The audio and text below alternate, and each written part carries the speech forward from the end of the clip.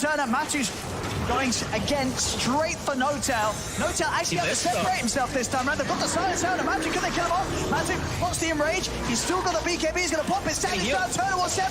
He comes in with the tether, keeping him alive. The snowball comes out for YapzOr. Matu. Oh my god, he's alive. Finally, he's going to be able to live.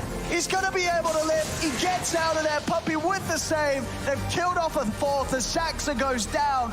I mean, it's just too much for OG. It's too much. They cannot deal with Secret here.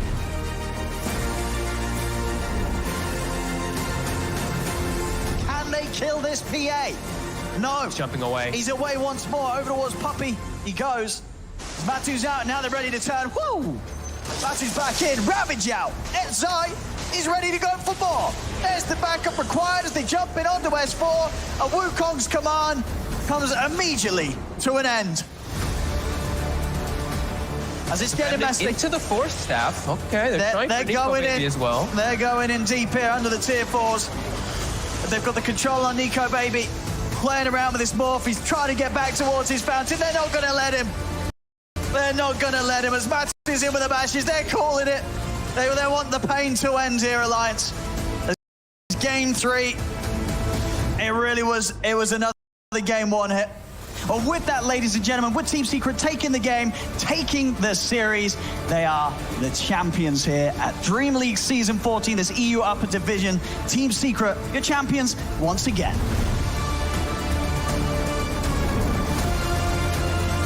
Really good foresight play by Puppey here. Tusk might be in trouble too. He's got shards maybe to get some distance and a snowball on the high ground. That's well done. You see a combo play? He knows about the creeps to get vision, and then he managed to snowball up there because of it.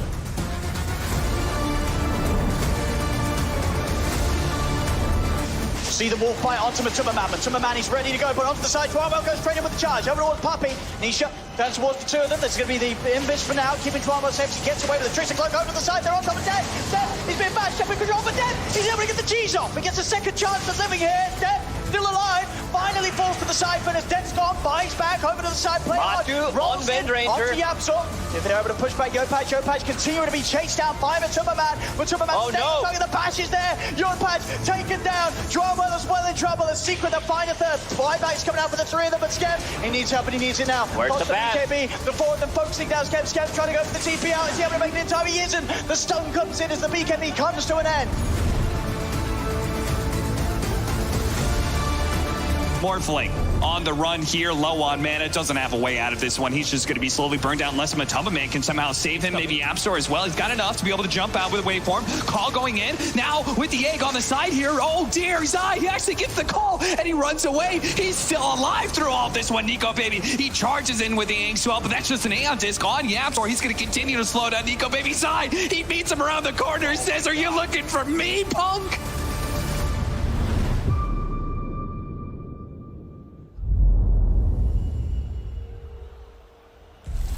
Team Secret had 950 points in the DPC, but what is it that really makes them truly powerful? There's a little, not only are they great Dota players, but there's also like that mental game also in play here. Lizard, tell me a little bit about how the mental game works here for both OG and Team Secret.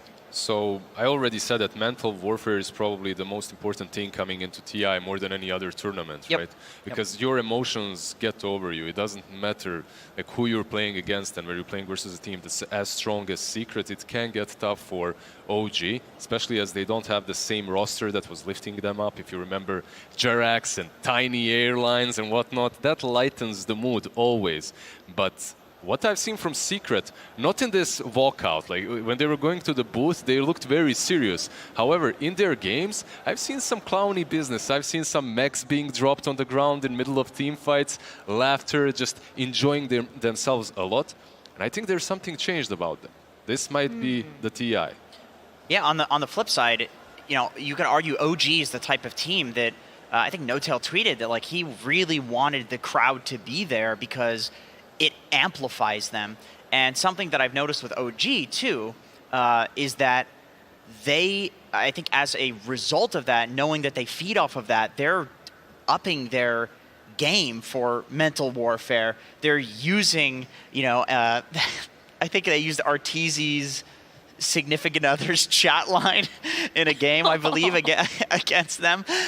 There's also, they're like question marking in all chat. And it sounds so goofy and it sounds so silly, but it's not, because they won 2 TIs doing this. They're the team that started this trend of people taking mental coaching a lot more seriously. So you could argue that OG has also upped the ante this time around as well, even with no crowd. Oh, do you think it's more about propping yourself up, right, than anything else? I think for OG specifically, I think a lot of it's seen as sort of like clowny or even bordering on BM, but to them, it's just them enjoying the game, loving the game, and having fun. I think that's really what propels them. I think you were mentioning Team Secret.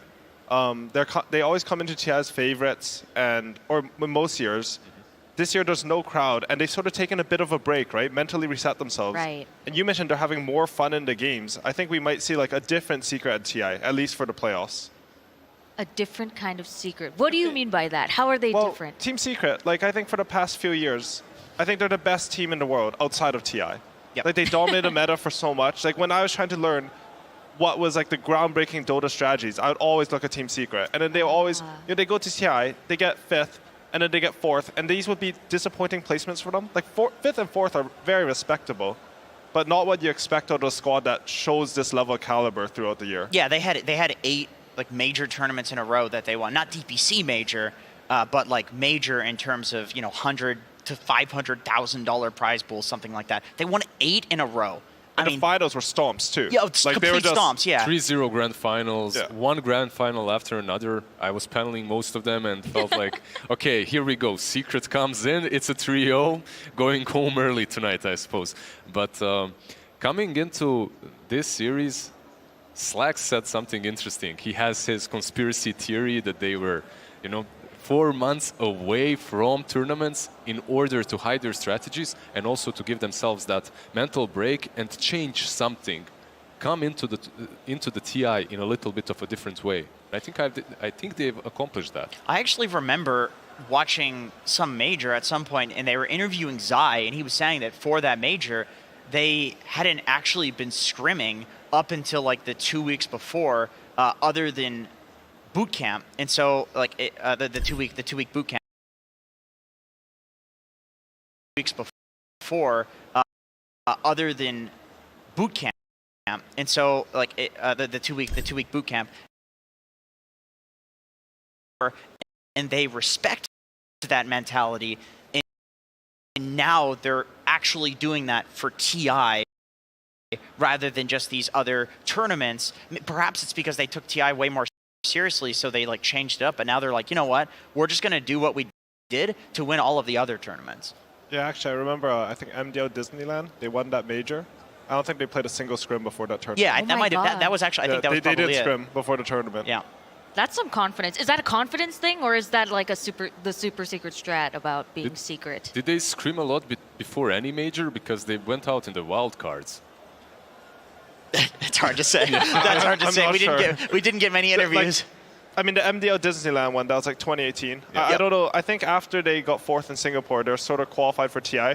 They decided to like straight set their eyes on TI. I think they're very goal-oriented. I think that's something very similar to IG. You could see their games in DPC Season 2. They would even end them really quickly if things go wrong, just because they're focusing on the games, on the future. I like that we can see OG and they're just looking up at the monstrous versions of themselves. Like they're really enjoying the moment, and that's good to see for a team that obviously does incredibly well whenever they're enjoying the moment. I like that so much though. Like you're at the main stage. I know it's OG. They're the best at dealing with TI pressure, but they've won 2 TIs. They're still enjoying the moment. Yeah, like, that's good. It's so important. Like, look at where we are. Remember how we got here, and remember like, believe in each other. Yeah. I feel like they made Saxa a little bit smaller, actually. They may have. Yeah, they may have. I think he is a giant. Yeah. Yeah, but to your point about enjoying themselves, there is actually, if you rewatch True Sight, Seb, coming into the grand finals, he says, guys, we already won this. Just enjoy yourself. And that's it, right? If you enjoy what you're doing, it's so much easier to play, because that's how you defeat fear, that's how you defeat anxiety, and just go all in. Yeah, it's Channel true. the energy. It's true. OG is 100% a mental team. I remember there was something in the the Omega League, we actually interviewed Seb and we talked to him about like the nature of language, and he went off for like 3 minutes explaining that, you know, jokingly, like other teams literally steal the words that they use because they're so important for winning the game, bringing these extremely complicated concepts and making them very simple. So OG is all about the out-of-game stuff. Tell me a little bit about their in-game stuff as well, because they're, as we mentioned earlier, they have two completely different play styles, with Secret maybe being a little bit more patient and OG being maybe a little bit more aggressive. Tell me a little bit about that, AUI. So I think Team Secret this tournament, more than any other team, not just this tournament, but historically, I'll see an enemy team run up the high ground into all 5 of their heroes. Puppey will be in front, they'll kill him, he'll buy back, and they'll win the fight. Yeah. And this consistently happens. They're less of a timing team, and they're more like waiting for their good fight. They will always wait for the perfect fight. OG, on the other hand, I think they're honestly a bit of a misunderstood team. People see them as this hyper-aggro team, which they are. But I think mostly they're like a timing-based team. There's like an on switch for them, and as soon as they hit their timing, they're ready to go, and they never stop. As long as you can pressure your opponent, they're down to like bring all the numbers they need. Yeah, I remember watching a clip from NoTail's stream where he was breaking down their TI-8 win, and this also goes back to the nature of the language that they use, and I absolutely loved it. Like half the stream was him just memeing because he's a huge memer, but then the other half was like golden nuggets where basically he was like, yeah, so basically in this game, like, well, just Dota in general is like a game of cat and mouse, and as the game progressed, he was explaining the points where they were the cats and when they were the mice, and it's like these words that it sounds so silly and like almost childish, but it gives you a perfect idea of what their goal was at that point in the game. Like early game, OG, before the timings that you spoke about, what they do is they'll have Topson like run in, not going for kills necessarily because he couldn't full to zero the heroes he's trying to go for, but just to make space. Literally just to make space until they can get to that point where they become the cats, and then when they become the cats, they're just vicious killers. Interesting. And Lizard, what about the roster changes? We talked about it very briefly earlier, but now that OG is not the same OG that we've seen the last 2 years, what are the effects on that? I'm not sure if it's just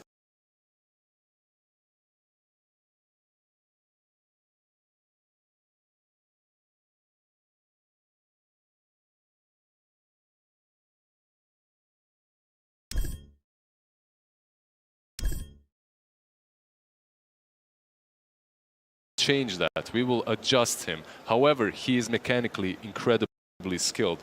That's why he was top 2 on another TI, right, with DC before. So makes a ton of sense. He brings a ton of stability as well to the team, but in comparison to JerAx, maybe he does not necessarily have as much flair, and perhaps he doesn't bring as much when it comes to the emotional stability of the team. Okay. There aren't many players that can be as relaxed on a big stage as JerAx. Well, here's the thing, though. The more you doubt, the more power it gives OG. I remember listening to Elon Musk speak about the simulation. I was thinking, man, this guy may have smoked a little too much with Joe Rogan. But now that OG is so doubted to win TI, and more doubted than before, I am 100% convinced we do indeed live in a simulation. You can't write a better storyline than this. You're doubting them live on the panel right before their game. No, this fuels them. I hope you realize. This travels through the ether of reality and gives them power. Look at Sumail. So it's Kyle predictions and panel doubting them. Yes! That's it? Everybody doubting them. All of the worldly doubt fuels OG. Honestly, oh, sorry. Oh, sorry. Go ahead, AUI. I was just going to say, OG looks pretty poised for a 3rd-time fluke in a row, you know? Well, he called it fluke, so that still counts as doubting. You have to really mean it. I mean, it's not flukes. I'm just saying, like, when you watch OG, you understand that they know things about Dota that I feel like they do better than any other team consistently. All right, so AUI, give me like your 10-second description of Secret's biggest strength. We've talked a little bit about OG, but what about Secret? I think Secret's biggest strength is that when they're waiting for the right fight, they're very patient, and they move around the map before and after fights the best out of any team at the tournament, I think. Like, Puppey will literally use like cardinal directions and just move his teammates around so you get the right angle. Even if it doesn't seem obvious at first, you'll be like, oh wow, that was a really good move. Yeah, it's like Puppey's moving them all at once. basically. Sorry, go ahead. No, it stems all the way back to the old school captains. You can really see the same thing in QQQ and ROTK and all these oldies. They do the same thing. Awesome. So one more thing that I just have to ask. One of the things that we mentioned while we were talking over dinner about this series is that Secret was an informational-based team. Tell me about that. What makes them an informational-based team? Well, I think a big thing is like Secret doesn't necessarily look for timings. It's not like, oh, obviously to a degree they will. Every single team at TI will. It's like, oh, we have a BKB, they don't, let's go fight. But Secret is the type of team where like you'll have like 10 seconds left on your Ravage cooldown and they will be smoked waiting on a high ground for you to walk up and they'll fight you. Okay. So they use information better than a lot of other teams. And it's because it's their playstyle to just beat you when you don't have something available to you. And to add on to that, I think Secret, as a team, they get the most information and they react to information the fastest. This team, traditionally, they push out the most waves. They will always have wave shove. They'll make the enemy show, they'll get impatient, and that's why the enemy's actually running into them in the high ground, because they lost patience first. They're also, from what I've heard about their communications, I think they have, I mean, this is all hearsay because I've never been there, but everyone on that team talks a lot and provides a lot of information. I remember I saw this one series, I think it was with Vici, where they decided to put 3 heroes in the bottom lane, bring Puppey there, just so they could deward the camp. They get the hard pull off, which allows YapzOr to be freed up, and then they save their glyph so that their puck can get 6 before the enemy storm. They coil him, and YapzOr's there because the lane's in good position for Zai. These sorts of plays are all set up by your communications. Like, you have to execute as well, but it's really good planning and everything. It's definitely communication, but it has to come from somewhere, and that thing is experience. The amount of experience that Puppey brings to the team, that these big captains bring to teams, it's difficult to beat because he has multiple mental models on a way that he can direct his team to play a different style in every single game. And he's surrounded by such talent that they're able to actually conform and move into different directions of different strategies. I think that's extremely important for them. If they're losing, they will never bow down and make these silly mistakes. They won't even desperate smoke out. They will continuously try to split push to buy themselves some more time, and they're the best at that. One thing that really that has me wondering is how the current state of affairs of the world has affected TI for both of these teams. As you mentioned earlier, OG has no audience that N0tail can feed off of, but at the same time, Team Secret, a very, very experienced team, they're probably not really sure what to do with this as well. There's no audience. They might have, like, there was no TI last year, so they don't have, like, the practice, the extra TI experience. Do you think that both of these teams will be suffering a little bit, or do you think that they're just ready, they're prepared? Well, I would say that emotions are still running high. If you think about the majors, one team got devastated by a punctuation mark, so it doesn't matter if it doesn't really matter if you have the audience or not, but the build-up is even bigger because it's been longer. We've had 2 years of no TIs. Because of that, this is so important for every single team. Yeah, I mean, there's also a question of, like, for different individuals, this would matter more or less. Going back to EG, I see EG as a team that they are, desperate for number ones. They want to break the curse, whereas I feel like Team Secret, if they're coming into this with any mentality that's close to their major mentalities, well, it's the same. There's no crowd. There's a lot of money on the line. It's the same thing. And so that's the one argument. Like, I don't remember who it was that said it, but it wasn't me, just so I don't get in trouble for this. But somebody said, I think it was Slacks, that Puppey isn't necessarily the type of guy that you would want to cry on his shoulder if you're losing the game. He's a great captain. He can, tell you exactly what to do, but perhaps he rules with a bit of an iron fist. N0tail on the other side, Seb as well. These are the types of guys that they will, pick you up. They'll deal with your emotions and fix them perhaps. And so the question is, will Team Secret just not need their emotions to be picked up because there are less of them now, and it's so similar to majors? Are they different from EG in that way? And I guess that's what we'll see today. For sure. AUI, did you have anything to add? No, I was just thinking, it's because Puppy, he has this image of this very scary captain. But I've worked with him before, and he's actually sort of a goofball. He's a nice guy. No, when you run into when you see Team Secret sitting together, they actually sit together and they make animal noises at each other. What? I don't know for what fun. type of animal? I don't know. Like Orangutans? Yeah, just anything to have fun. Monkeys are fun. It's less public facing, but what did you say? I said monkeys are great. Continue. I think it's true that maybe the team dynamic from the outside doesn't look like Secret will be as comforting. But the one topic I wanted to touch on is the coaches of the two teams. Because for me, I think it's super interesting that for OG, they've changed their coach after every TI win. Like some fresh ideas, something coming in. And Team Secret, they have Heen, who I believe he got second with Team Nigma, or they were Team Liquid at the time, and then he jumped over to Secret, right? Yep. A couple years ago. He's been there for a long time, more stable. He also tweeted that he will make the president of, is it Denmark? Estonia?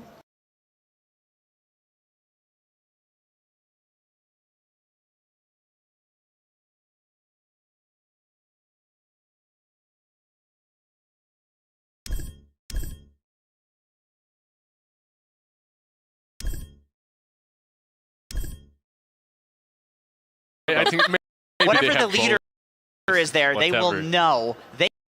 They will know Matumba Man's name. Because they met Jerax by the end of the year. Hobson, right? They did. But they did not meet Matu.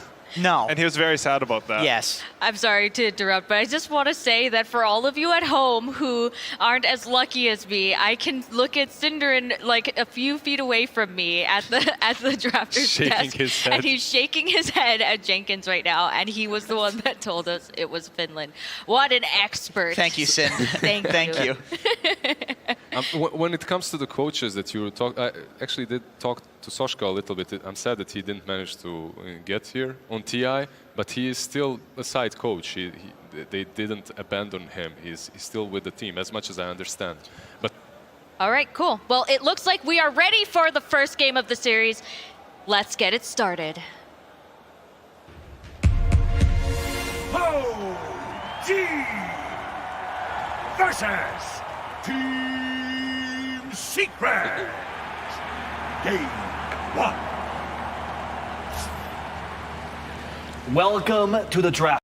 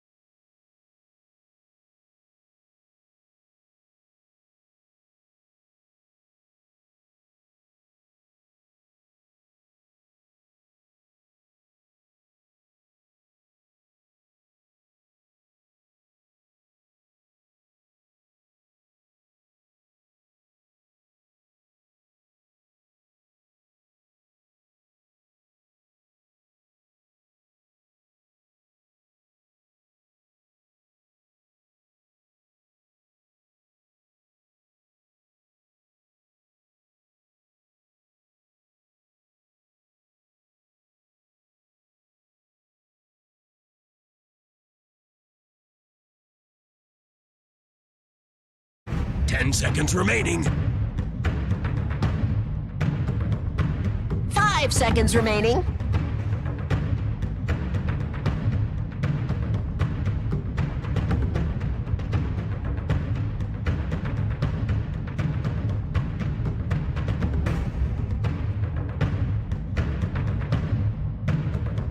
Dire team pick.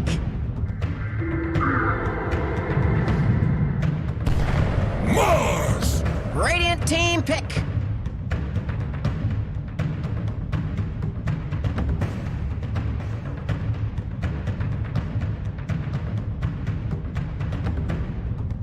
Ten seconds remaining.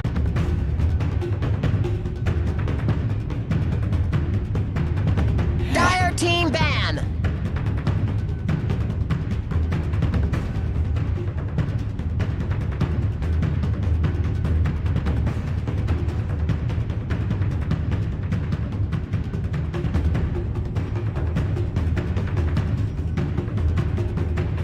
seconds remaining.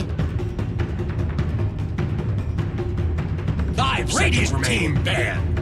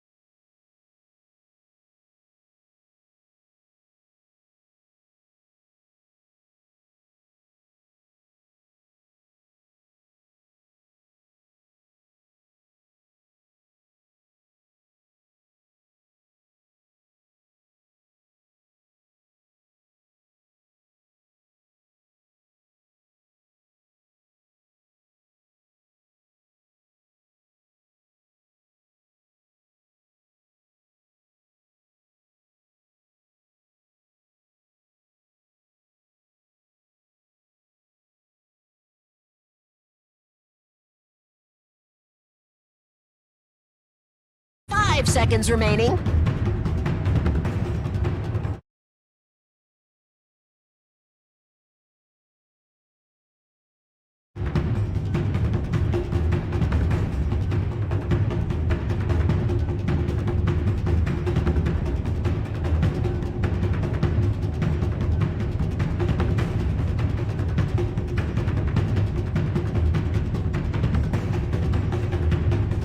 Dire team pick.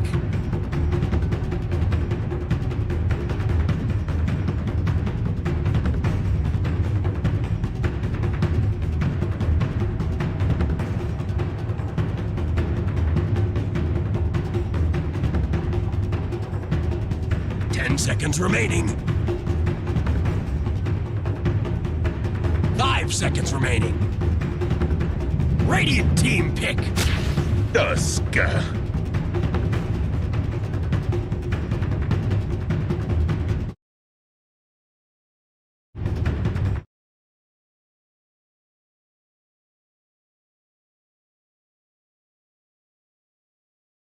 10 seconds remaining. 5 seconds remaining.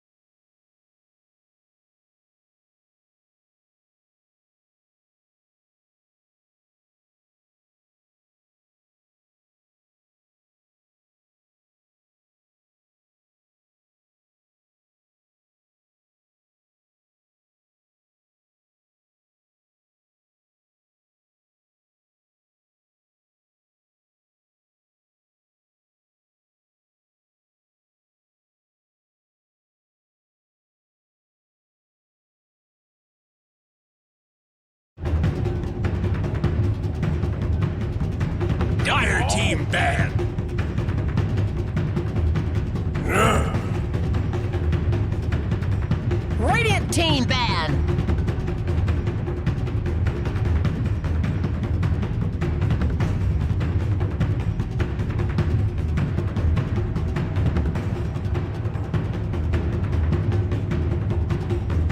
seconds remaining. 5 seconds remaining.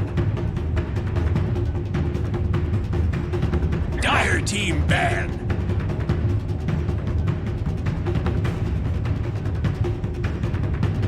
Radiant team pick.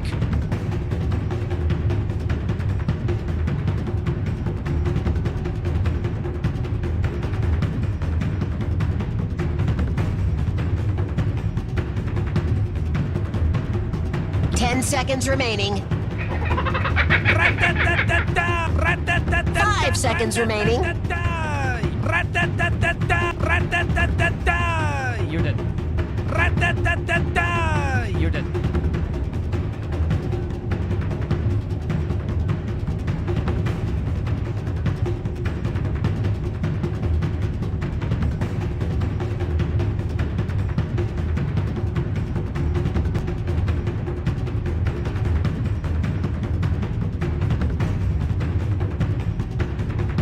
Team pick. Imba Spirit.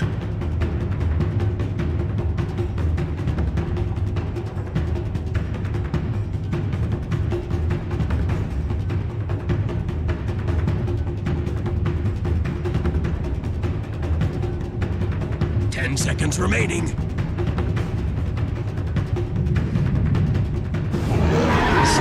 Choose your hero.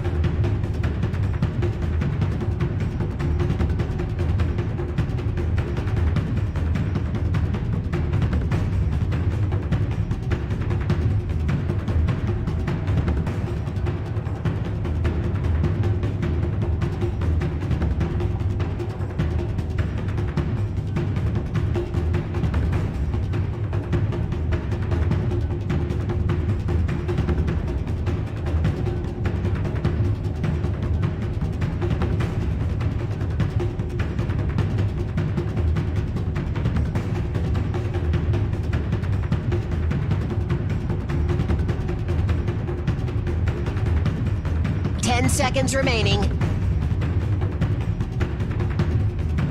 5 seconds remaining.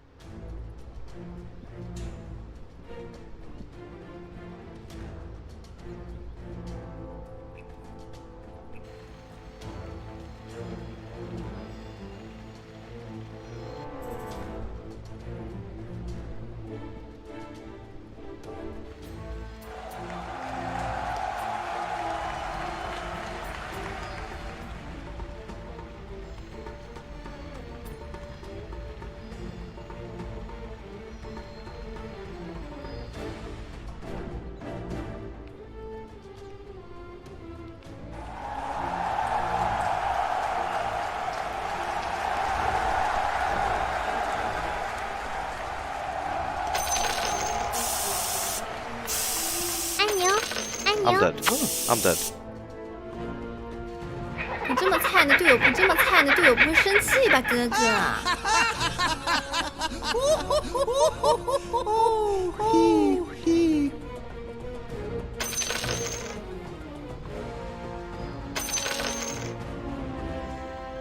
I feel better already.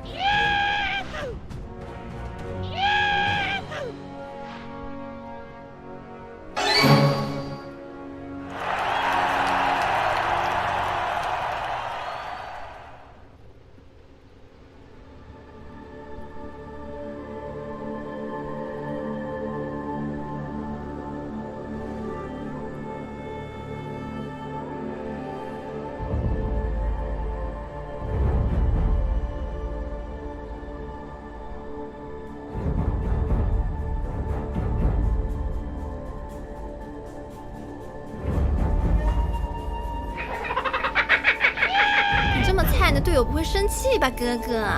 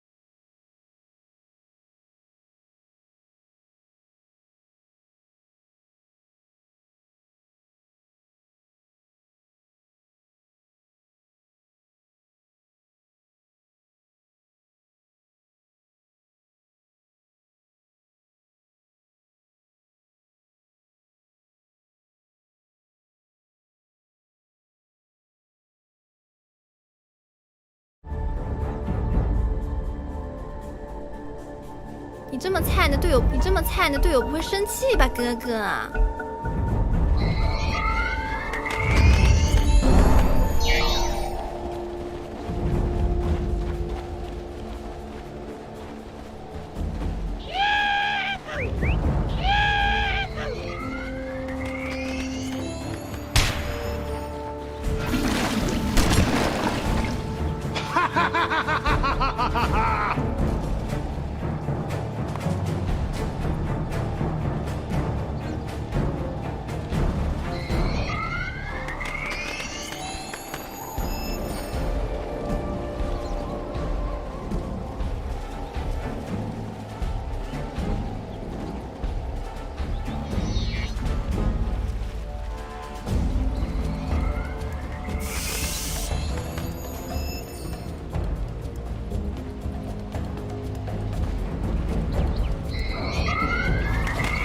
？30 seconds to battle.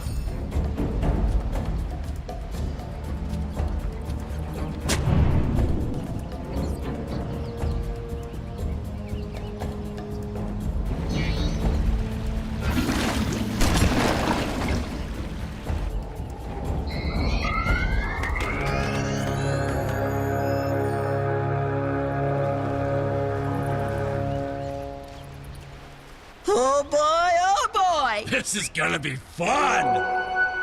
你这么菜，你这么菜，你的队友不会生气吧，哥哥？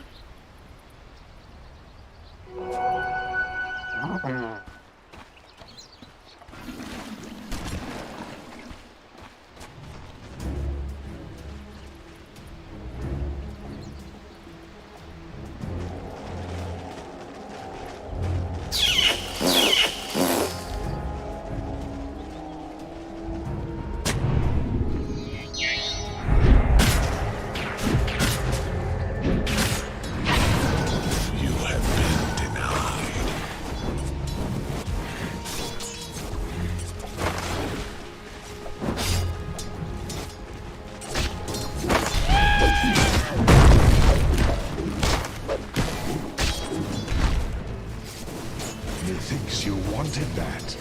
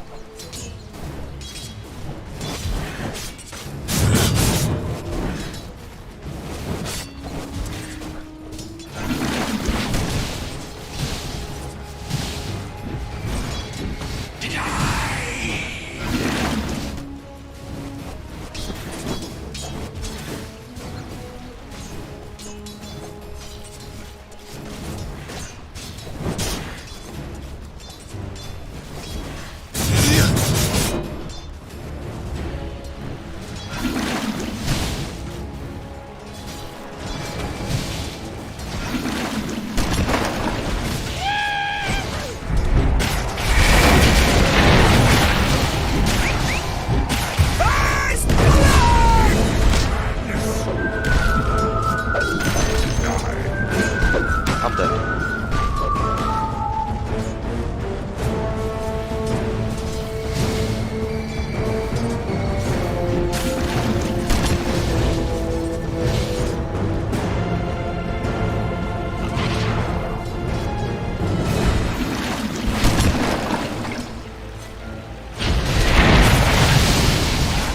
Describe it! My face.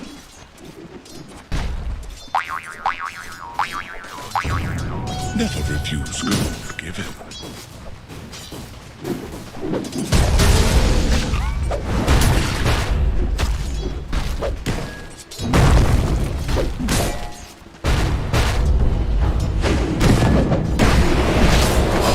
Well played. Like you had. I'll make you pay for this.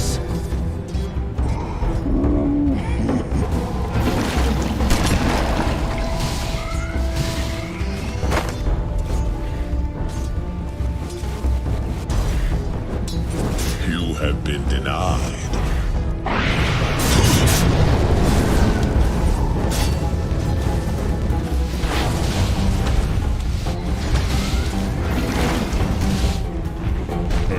First.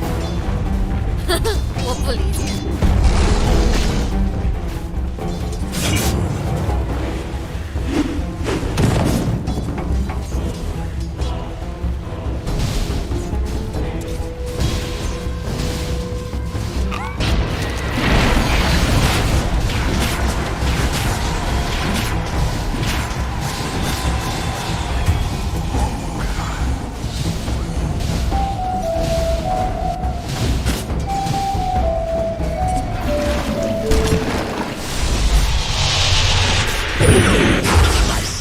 James.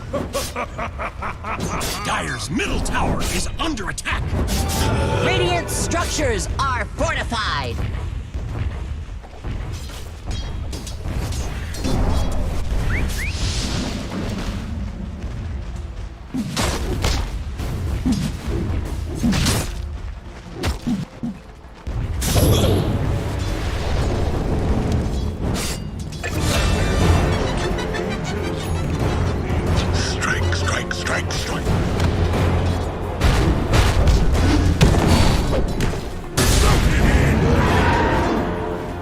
Radiant's middle tower is under attack.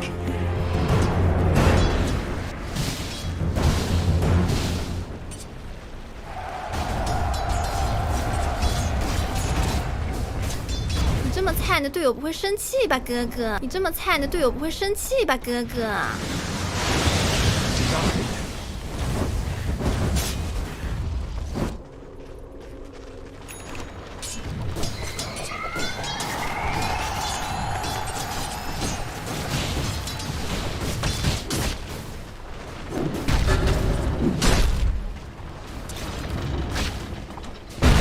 Denied.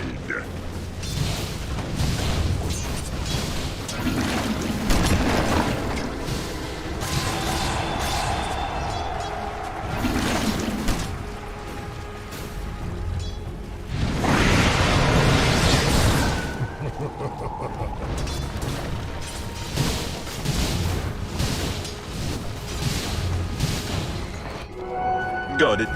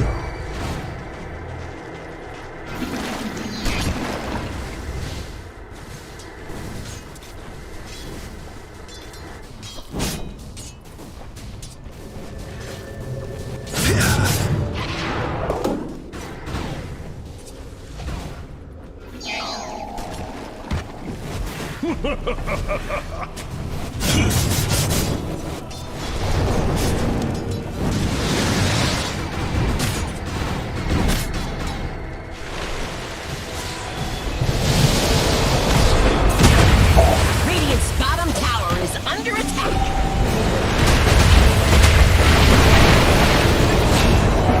Flames rush forth. Radiant's bottom tower is under attack.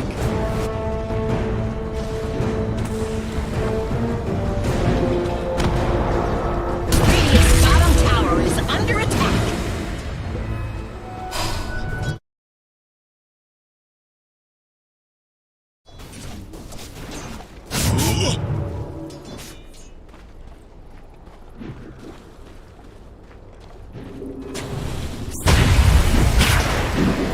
Dire's middle tower is under attack.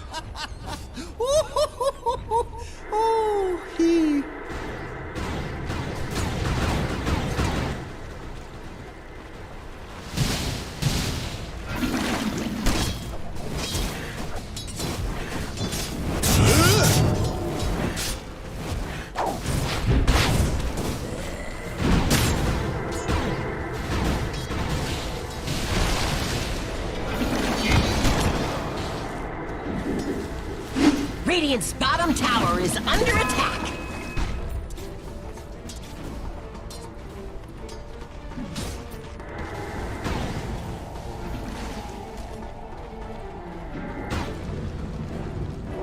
Never refuse gold given. 你这么菜，你的队友不会生气吧，哥哥？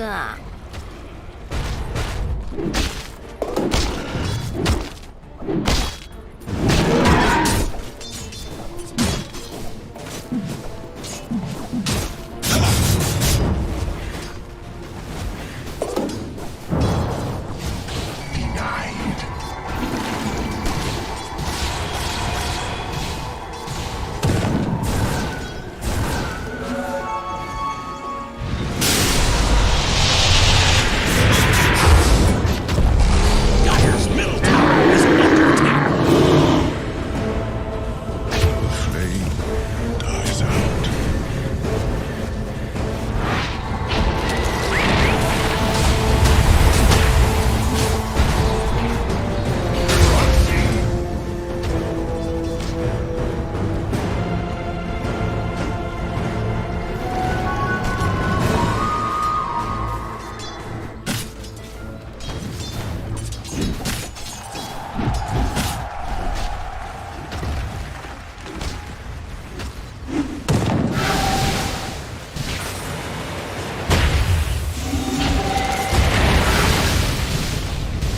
Radiant's bottom tower is under attack.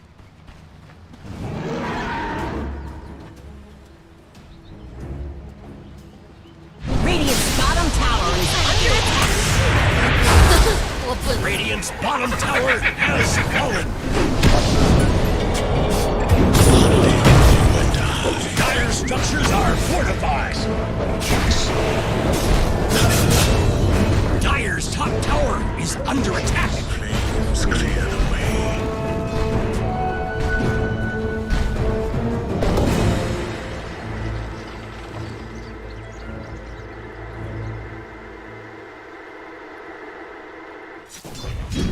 Radiant's bottom tower is under attack.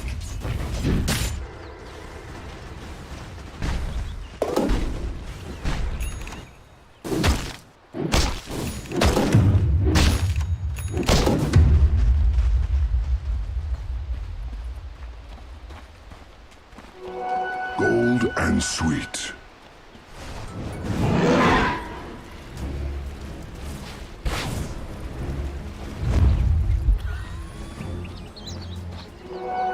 Excellent.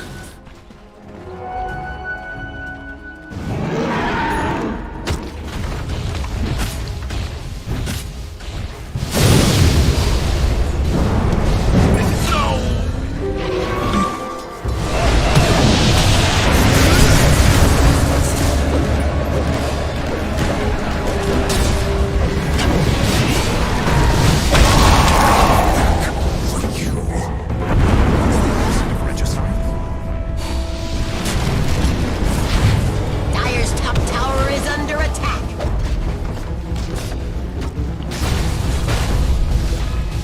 Dire's top tower is under attack. Dire's top tower has fallen.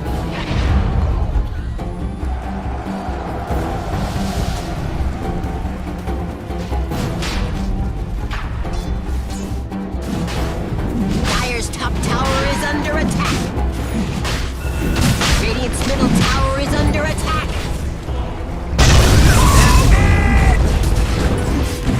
Double kill.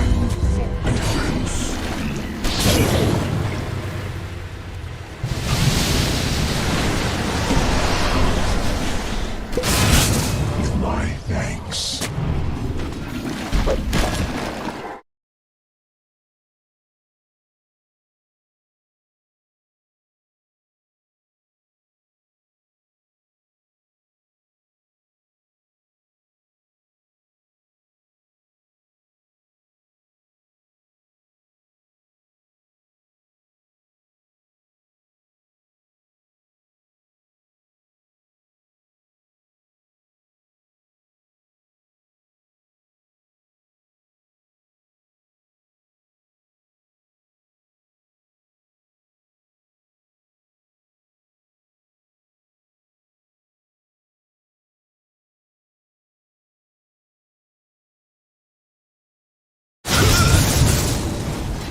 No.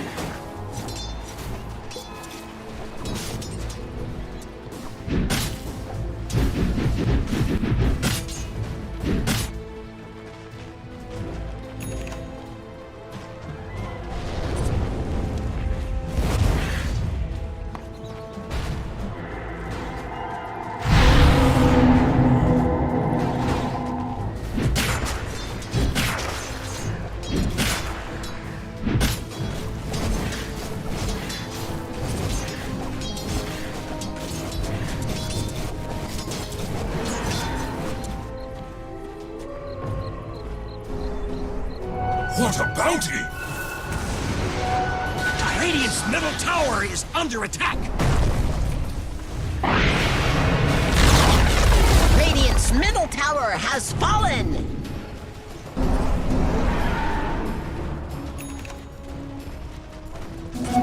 Speedy rune of haste.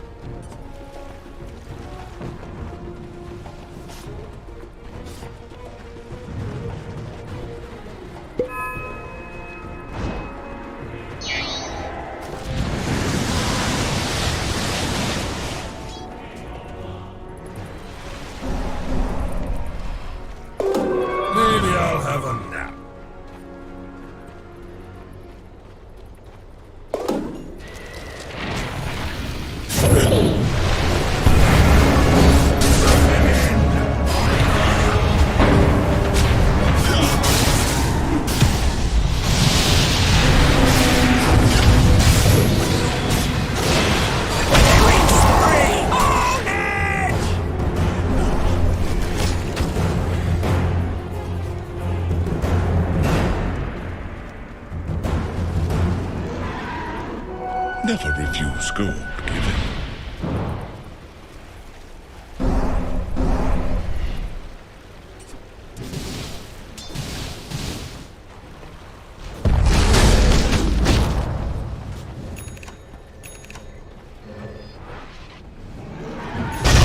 Dire's middle tower is under attack.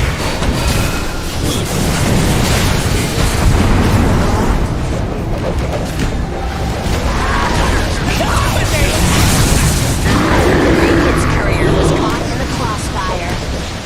It had so much left to give.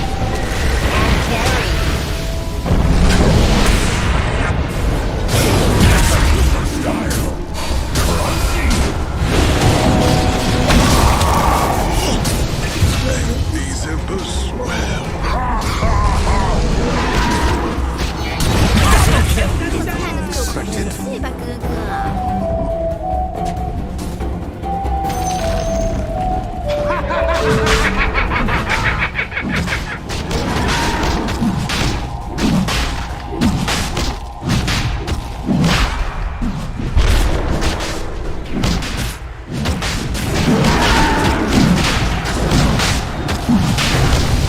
？Killing spree! Roshan has fallen to the Dire.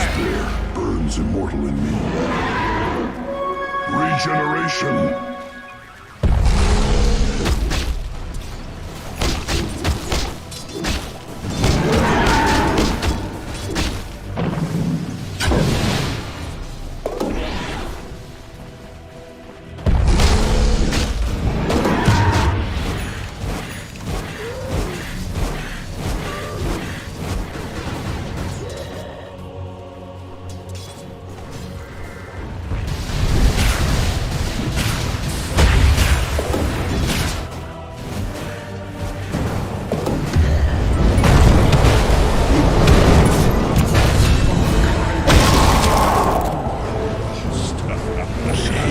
Searing heat.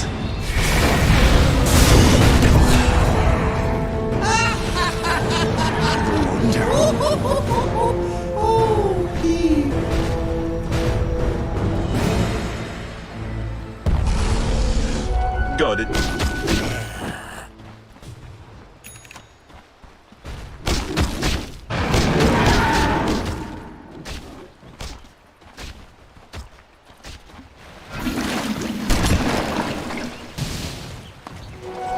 Waters rise.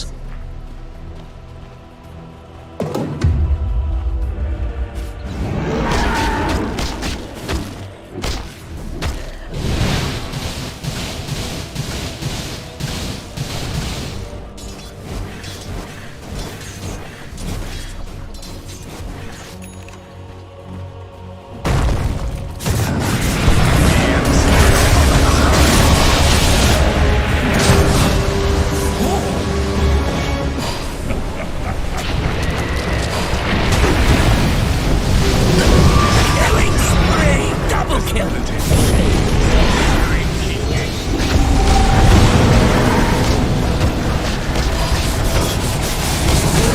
Killing spree! A loss so sad.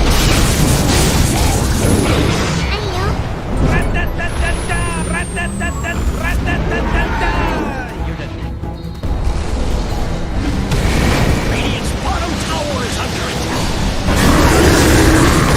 Dominate!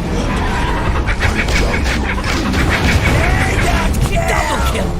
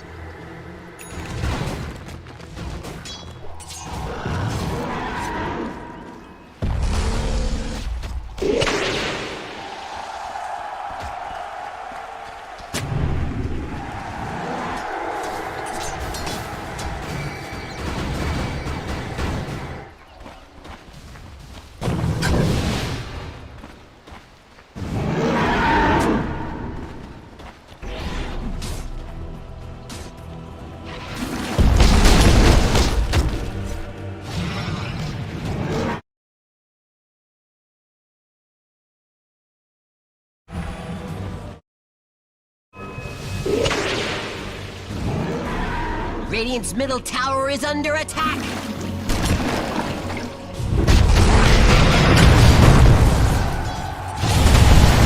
Radiant's middle tower is under attack.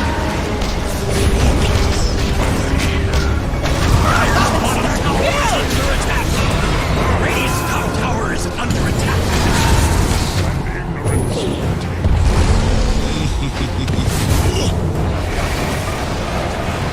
Radiant's top tower is under attack. Whoa! Double kill!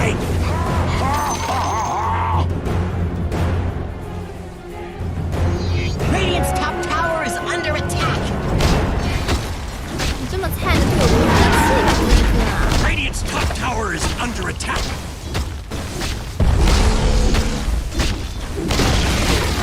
Radiant's top tower has fallen.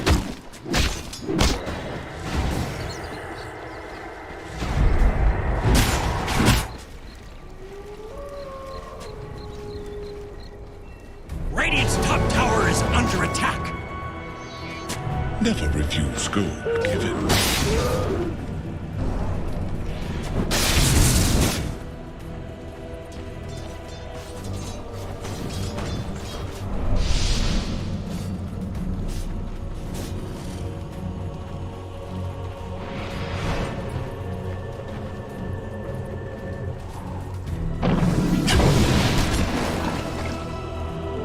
Trickster's Rune of Illusion.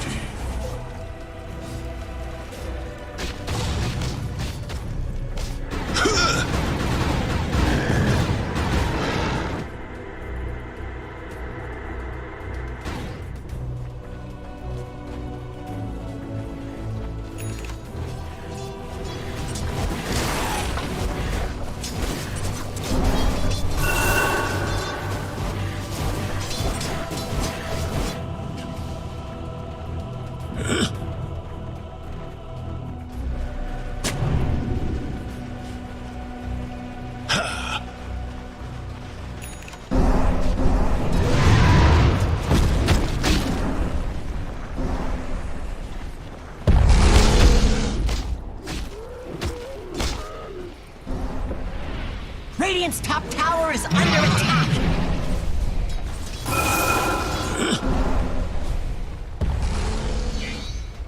Radiant's top tower is under attack.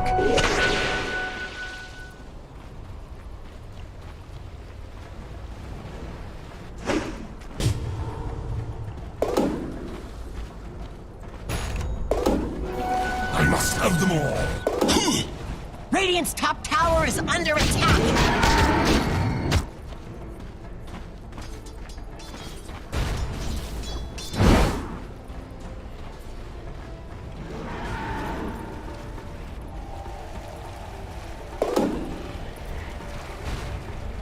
Dire's bottom tower is under attack.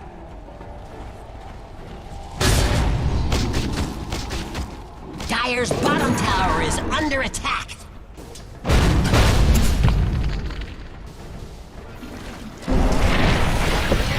Dire's bottom tower is under attack. Imba strength. Swiftly. Dire's bottom tower is under attack.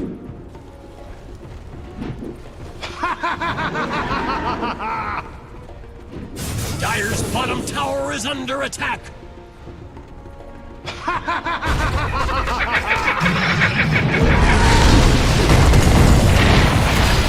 Radiant's top tower is under attack. It's a matter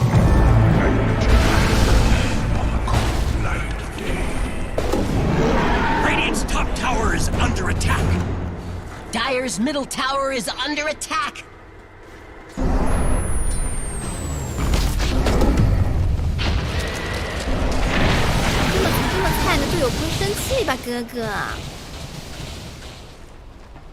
Dire's middle tower is under attack.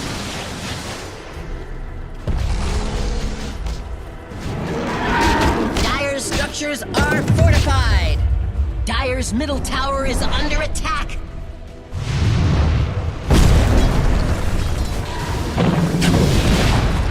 Dire's middle tower has fallen. Radiant's top tower is under attack.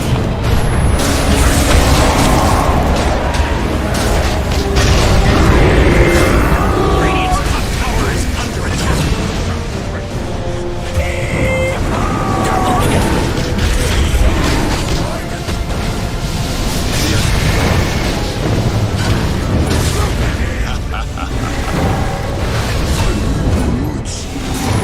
Killing spree! Double kill!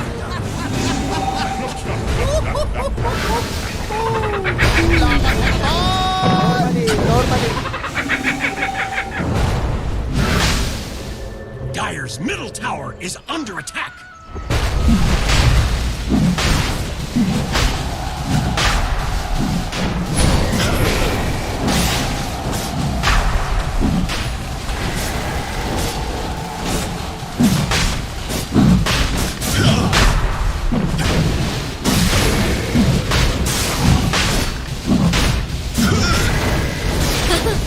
Roshan has fallen to the Radiant. The rune of invisibility.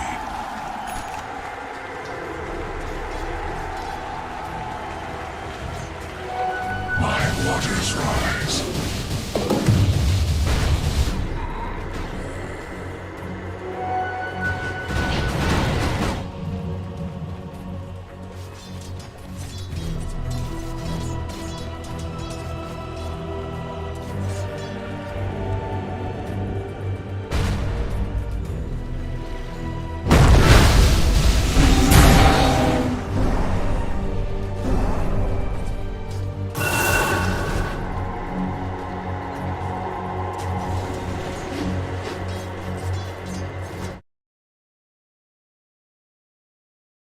Tower is Structures are fortified. Dire's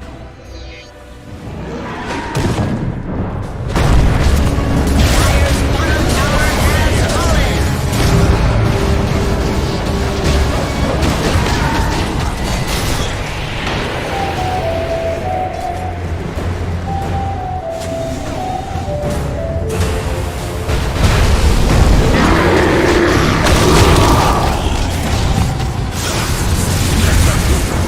Killing spree.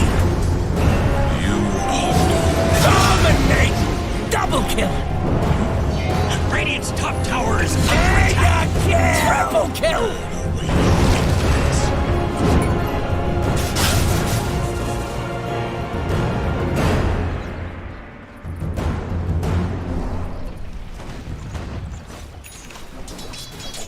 Dire's bottom tower is under attack. Dire locked down their structures.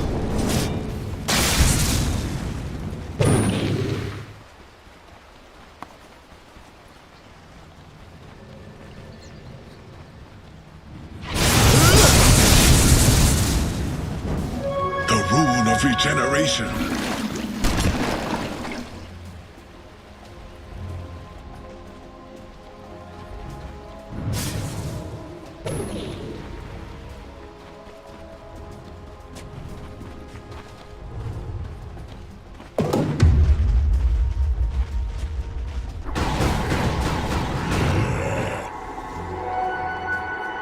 Dire's top tower is under attack.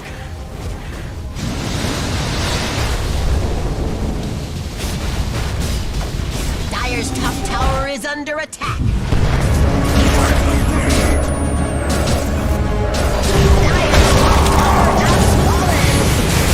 Unstoppable!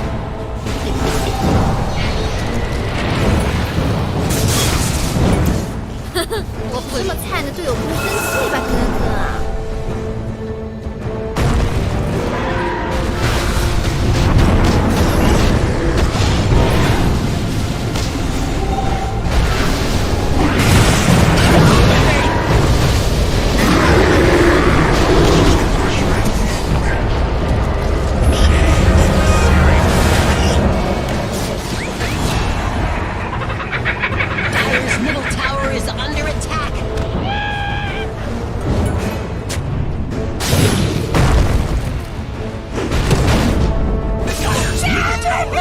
under attack.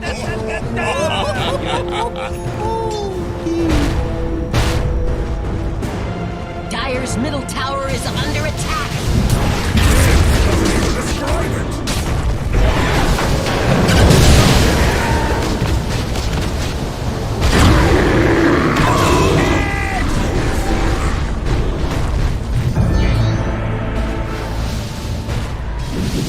Dire's middle tower is under attack.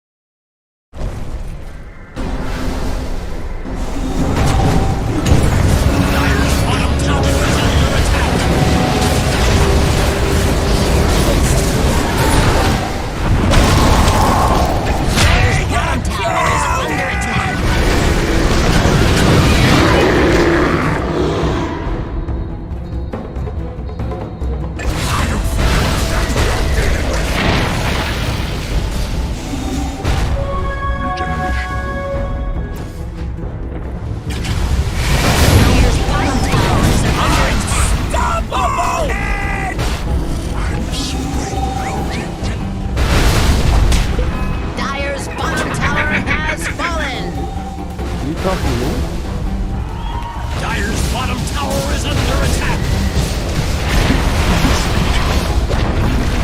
Dire's bottom tower has fallen. Dire's bottom barracks are under attack.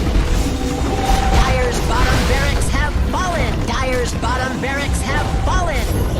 Dire's middle tower is under attack. Dire's middle tower has fallen. Dire's middle barracks are under attack.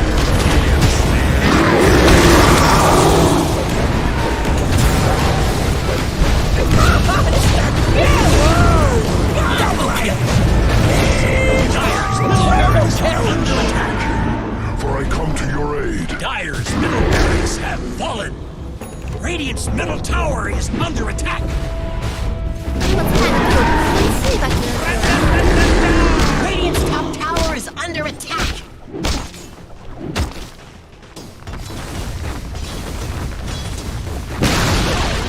Radiant's top tower has fallen.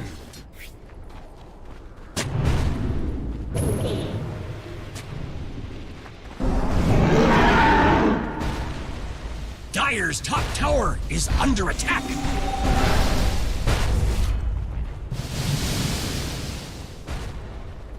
Radiant's top tower is under attack.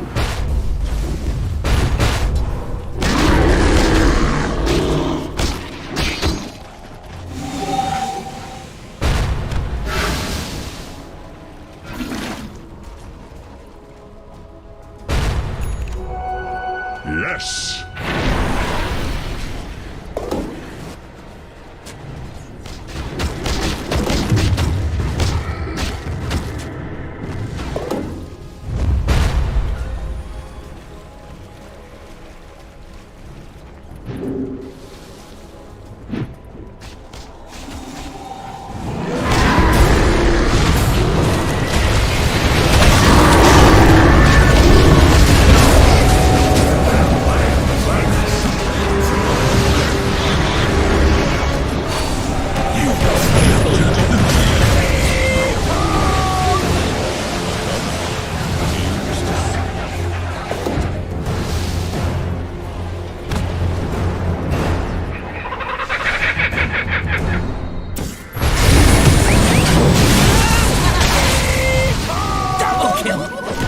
Stop it.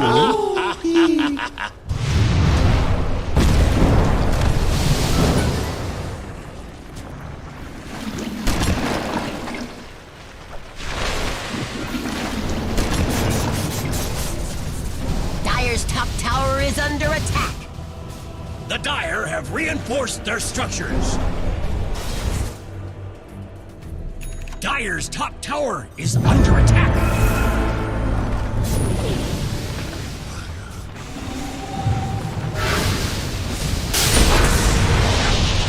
Dire's top tower has fallen.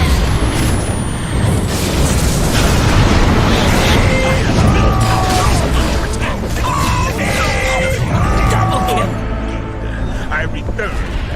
I was a nut. 我不理解，我不理解。 Dire's top barracks have fallen.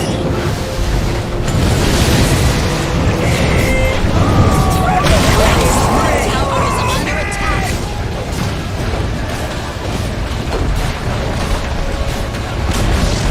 Dire's middle tower has fallen. Radiant victory! Pretty colors.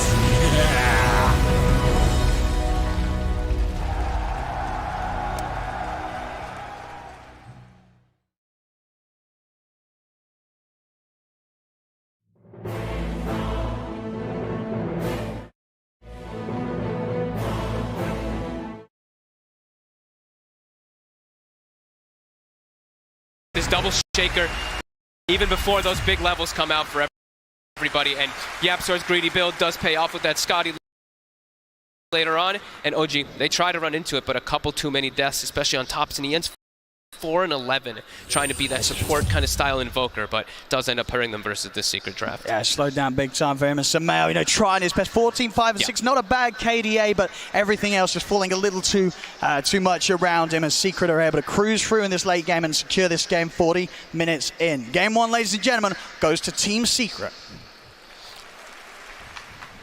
Thank you very much, ODPixel and Fog, for the cast of an amazing match. This puts Team Secret at 1-0.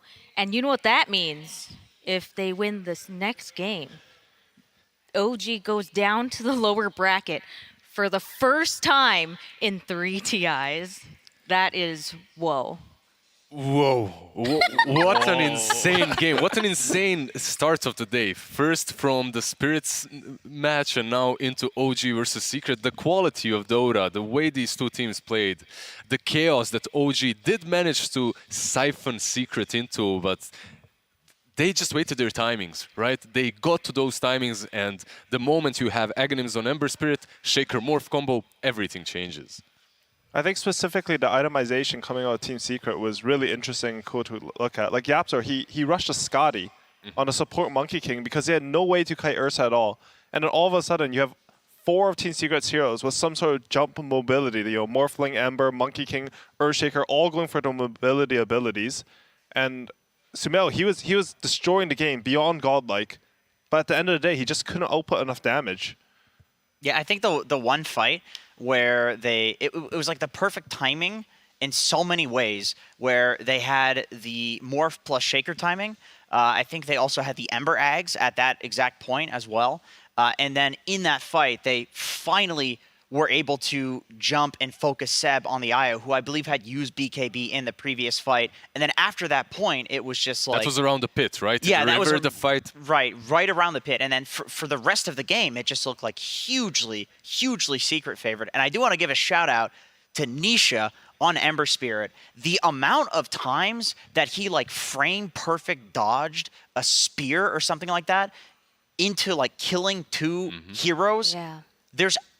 I mean, they could have delayed even without that, but that really helps when you're trying to delay for this late game Morph Shaker timing and you've got somebody playing like that. Right. That makes it work. And they looked broken. right? We were talking about OG and how they ramp up and they build for this one specific power spike. And in this game, even Invoker from that mid lane is playing more of a utility role. The items that they bought, the drums, the corrosion on Tusk, the medallion, Solar Crest, it's all, they didn't even buy a vessel, which was necessary when you think about playing versus a Morphling. No, you don't go for that. You just buff up that Ursa. That's why Sumail did have an ultra kill somewhere in that mid game around the tier 2. However, Morphling and Shaker, man, what the... It's been so broken for such a long time, and at such a grand stage, it just strikes again. One of the things that I heard AUI talk about while we were sitting in the green room watching the matches, you said Ember is one of the best heroes right now. He did say that. Yeah. I did say that. Tell me a little bit about that. What makes you say that? When I watch these games, I actually think Ember is going to be the hero of the tournament. Like, there's nothing really concrete. But in my head, like how he team fights, he's just going around the fight, providing vision. If you try to chase him, he has 5 remnants once his egg. He slides in between them. He creates so much chaos. And every time you look at the end game screen of the stats, he's like 60k hero damage for some reason, just out of nowhere. It doesn't say there. They tricked us. Can I just, let me just comment Puppey. Even though he spent 3rd most time dead in this game on all TIs, at the same time, he's been playing Ancient Apparition versus IO plus Tusk. That lane is incredibly difficult to stay alive in. He did feed a couple of times, but not nearly as many as I expected. There's like a good amount of times too, because I think they're able to farm in the bottom lane way more than what I thought. OG had this really cool idea coming in. They'll tether the creep in, so it goes into the tower. You get Equilibrium versus a Morphling A, who's supposed to be a weak team, and sort of zone them out with Tusker IO. But Secret, they're able to just sort of... I don't know what happened. They just dominated the lane early and they were able to survive. They used the tag team first time in the jungle to try and kill the AA, who instantly TPs to the lane, which prevents them from using that tag team in the lane itself, right, for a couple of extra seconds, which allows Matu to get more last hits on those first few waves. Earlier raid band, which translates into him being 15 last hits and like 8 denies in a couple of waves. Yeah, it could have worked too if they had the tag team, because the lane did immediately push out. Like you were saying, I think when the Morphling pulled to the range creep, the creeps ran into tower, creep wave pushes out double waves, but then without the tag team, and then with Secret getting level 2 timing first, it meant that they could actually farm in the lane. Right. So if... I know Dota 2 is a team game, right? There's 5 people on one team, and you guys have been totally promoting like all the players. But if you were to pick one person who would be the MVP of that match, who would it be, Lizard? That's so difficult. I think it's Matu. Matu? I think when I watched them team fight, something I like the most is when Course think about the positioning of their allies and how they can like move in a way that lets them team fight. One of the fights, like Sumail was on Matu, he wanted to like waveform away from his team because it'd be further, but he had the presence of mind to waveform always towards his team, and his always thinking of how to fight like that made them win that game, I think, in the end. Like he let their timings work out because he would survive in situations where I don't think he should have. Well, and it literally worked out in that fight too. He waveformed into Puppey, who got the cold feet onto... Yeah, Sumail came in like 200 range, and the cold feet proc just because Matu's wave... Yeah, like, exactly. He goes the other way. Sumail, he might have killed Matu. The game might have been completely different. Just for 100%. The memes, can we say Monkey King as well?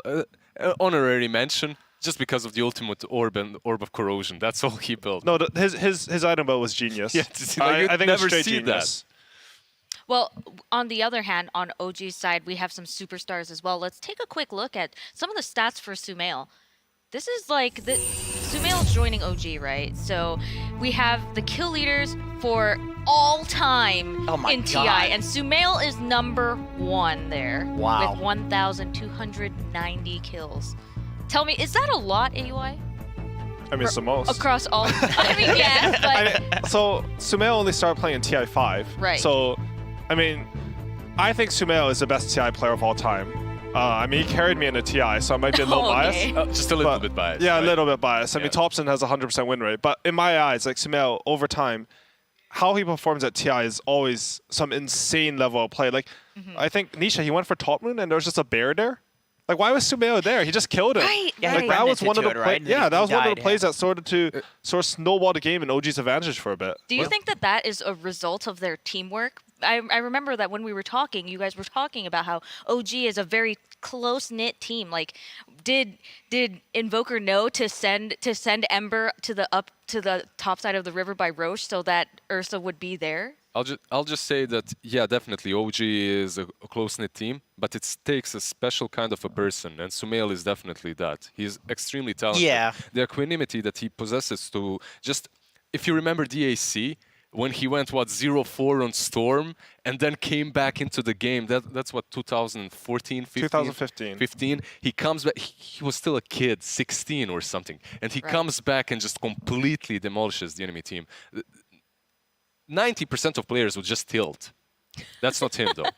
Yeah, that's like a 100% instinct play to me. Like, I'm sure Sumail called that, and I think the reason he knows that Ember's about to Remnant there is because he was a mid player before, and he knows how horrible it would be for the enemy carry to show up and solo kill you there. It's like mega game-changing. Well, for those of you at home who want to think more about this game, just remember that there are a lot of other things going on here at TI. One of the things is the Secret Shop, which is now open. You can visit it at www.theinternational.wearenations.com. So while you are watching this series, remember that you can also head over to the Secret Shop, check out the goods that are available for this TI. And now let's bring it back to the match. So now we have this game, right? Team Secret is down, or sorry, Team Secret is up 1 game, OG is down 1 game. Now that OG is kind of on their back foot a little bit, do you think that we're going to see like those happy faces that we saw when they first got in the booth, when they were marveling at their portrait? Do you think that maybe this time they're going to revisit it and be like, serious time now? Or do you think that their ability to just kind of shrug it off and smile into the next match is one of their strengths? I feel like they'll shrug it off just because I don't know how you guys felt watching that game, but it didn't seem to me like OG was doing anything crazy wrong or anything like that, where, you know, like there were fights that were so close. There were fights that were so close to going one way or the other. And I feel like every fight was like 4 people on OG dying and then 3 people on Secret dying. It was never like just Secret completely wiping the floor with OG by any means. So if I'm OG, it's just like, all right, we'll just go in, we'll do another draft, see how she goes. And if you know OG, they never falter. Well, let's see how it looks as we bring out the teams once again for Game 2. Team Secret looking they look pretty much the same, right? Like, they look pretty serious. They look the same way when they were coming out for Game 1. OG, on the other hand, still looking like pretty upbeat, you know, hopping up the stairs. Yeah, Sumail ran in there, like he can't wait to play another one. You can't phase Sumail. It's unfazable. Let's take a quick look at OG's journey through the DPC.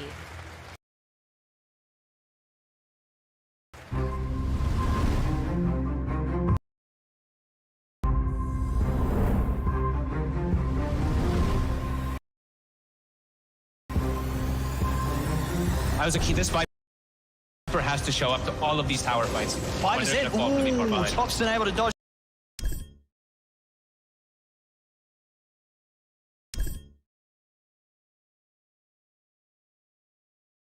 At the remnant movement, making sure that team came in whilst he was invulnerable.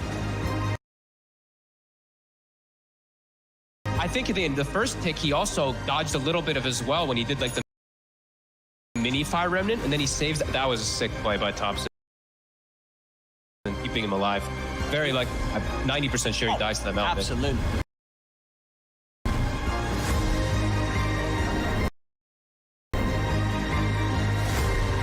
And then that's going to be Humblegod grabbing up that Aegis. Stomp forward, coming after Spartan. Down he goes. The rest of the side of Team Brave just running away. The roll forward, they'll get the Hex off. Focus, running, wants to get back into his base as fast as possible, wants nothing to do with the rest of this fight. He does end up stunning himself, but he's safely into the base. But you know who's not is going to be, of course, Dominanin. And they're going a bit deep here, trying to just get this kill onto Focus as Ana, Seb, all of them, they're just running in. Focus, is he going to make it out alive? Yes, they managed to go and keep him in, but it's not looking to say Spartan, he's trying to run. Wish is going to go down, though, as Spartan manages to get himself back. And oh my God, Ana, he wanted the fountain dive, and he's still alive.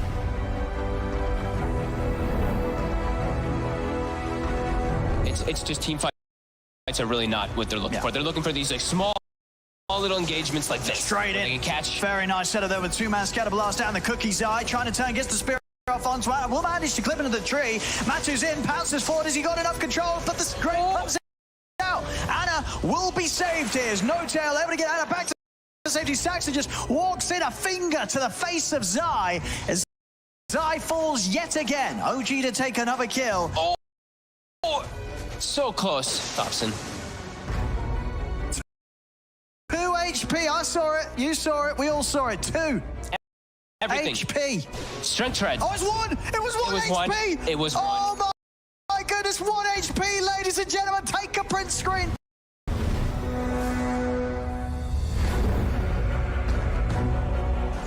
Okay. What is going on the hammer there? The egg comes out. You see the shard is already picked up by him, and ILTW with the meta focusing on Topsy. He's going to be able to get it. The egg goes off as well. Nice impale from Soxa, but a big epicenter onto 2. Down goes ILTW. A huge initiation from Seb.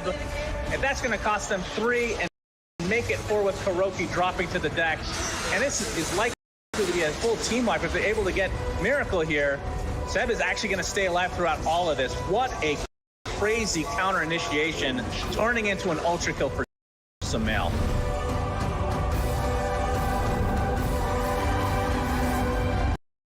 Ready to run up high ground and try and take this down. Skitter looking for an opening now. Get the meld out. 9, Winner's Curse, hoping to do something. The buyback comes from the Tidehunter. Arrow afterwards. But the BKB didn't get it out in time. Skitter, BKB runs forward, tries to bring down this Nyx assassin. It is not going to happen. Jump forward. There's the stun that they need. They take down Skitter. He buys back now. They keep on chasing it on this one. Thompson trying to find 9. He gets him. It's a godlike spree. They can't get anything. As one by one, all of Tundra falls. OG doesn't even die, and GG is called. OG are going back to TI to defend their title.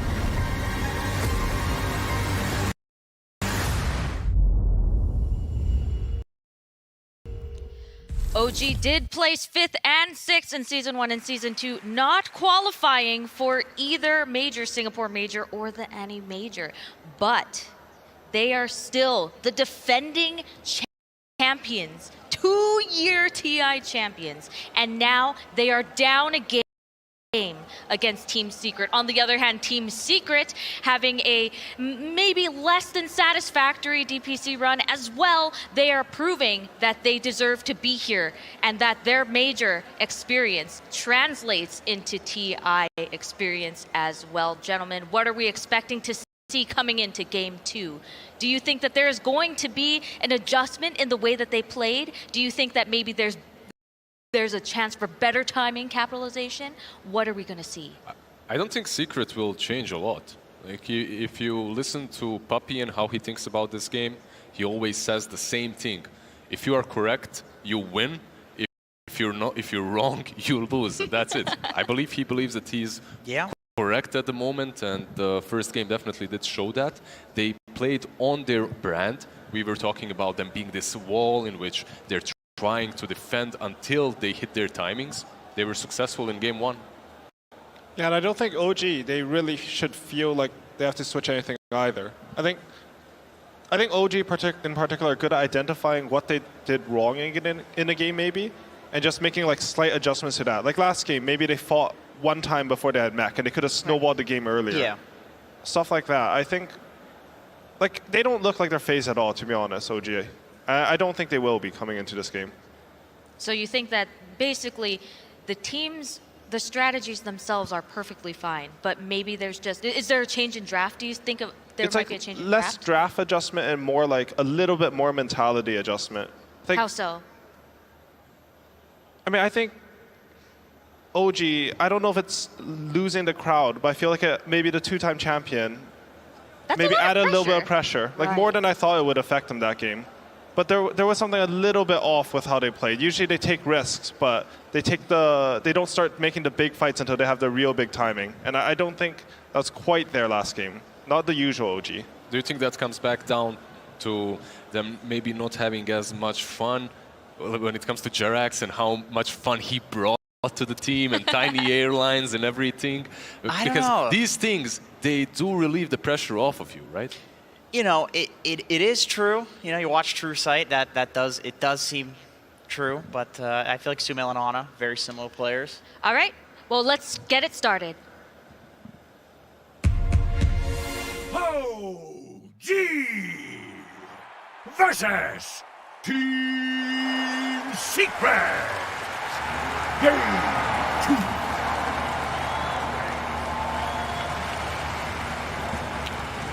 Hello and welcome back to the Most Equal Draft panel. We're ready for Game 2 between an OG and Team Secret.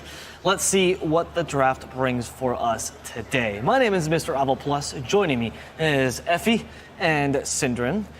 Effie, can you tell me a bit of your closing thoughts about last game in the draft? Did you feel like it was what you'd expect considering those drafts?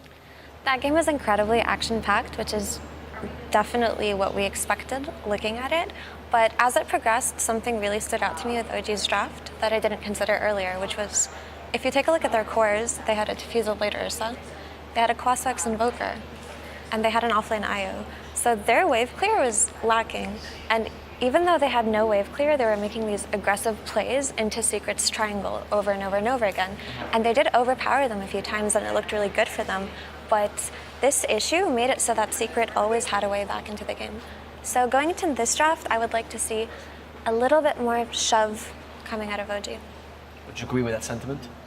Yeah, I definitely think it played a relatively big part in that game. Like, obviously, the whole wave clear problem becomes more prevalent when they actually have their advantage and they have the Aegis, right? That's when you want to push in all the lanes and then have this firm iron grip on the map, but they never really were able to maintain that. Also because they never really convincingly crushed a fight. Like, most of them were pretty close. Like, even if OG came out with 1 or 2 kill advantage, they'd used all the resources they kind of needed to reset anyway. So I agree. I think a bit more wave clear would definitely go a long way here for OG. So far, so good with Titan first pick. Can act as a decent wave clear as a support. Even if you don't get the CS, at least you deal with the wave pretty effectively. You're good at defending towers as well, so you prevent getting yourselves at a map disadvantage. And, well, before we look too much more at the picks, I just want to say about the bans, really interesting dynamic here that this time around OG, they banned the AA, and therefore this time Secret will ban out the IO. And OG actually ignoring Monkey King as a potential first pick here. They could get it now if they wanted to. We see Enchantress actually as one of the first picks for Team Secret. Very, actually almost not picked hero. Effie, can you tell me what the thought process is here? Is it just to debuff the Elder Titan? So Enchantress was a hero that was incredibly popular earlier, but she fell off because every time she's strong, she gets nerfed over and over again. But the most recent nerf is just her cast range, and Enchant was really bad, with a lot of neutrals being nerfed as well as a result of the strength of HOD and things like that. But Enchantress functions similarly to Ogre, actually, in that she's an incredibly tanky support, and Puppey does like to play heroes like this, right? At some point, even outside of laning, it can play that vision provider. It can be a bit of a ward, like face-checking high grounds and just absorbing a lot of damage in fights, and that is a style that Puppey does like to play. And if you give her space on the map, which is Secret's specialty, just assigning farm to all of their players, she can do a lot of damage in fights. Also, she can dispel, Monkey King comes out and she can dispel Genghis Subs. That's true. So in this pick order, they specifically pick it only seeing Elder Titan. Yep. I think perhaps this is a strategy that Secret have, that they understand Elder Titan has incredible prowess in lane, and maybe in their playbook, this is one of the only picks that exist that can match or beat Elder Titan in lane. Enchantress is so dominant in lane when she gets level 2 by getting 1 creep with Enchant and having Impetus that I think she can actually overwhelm Elder Titan. In addition to that, she plays like between the lane and the jungle. That makes it harder for Elder Titan to hit his spirit on both heroes in lane. I think Elder Titan thrives when there's 2 laners playing together that are very easily connected with, so you get the full value out of that. So perhaps that's the idea. Like, I don't see any other real justification for it except if they're just trying to surprise OG here, just because, like Effie said, this hero isn't very popular, it isn't widely regarded as very strong, and usually when Secret pick it, it is to win a lane, so that has to be the logic here. That's a very good point, and I wonder if this Magnus pick was something that Secret were planning for going into this draft, or if they just took it away from OG, because the success that they had with the ET and Magnus combination in group stage was actually absurd. They came back from this ridiculous game versus IG where they were losing. They lost 5 fights in a row. We thought that perhaps that could have been the end for them, but there was this empowered ET just whacking away with his natural order on top of an RP, and it was just incredibly strong. So I'm just curious where they're headed with this Magnus, if they're going to play around it as a pseudo carry or if it's just going to be buffing another hero on their team. So, seeing OG's first 2, do we think Elder Titan is somewhat assigned yet, or because OG is one of the teams that like playing it off lane the most, right? But they also do play it on N0tail. I think it's one of those 2 most likely for the team playing it. Don't really see it that even Sox has played it actually a couple of games here. So it's 3, 4, 5. When they pick it together with Monkey King, no, it's just complete.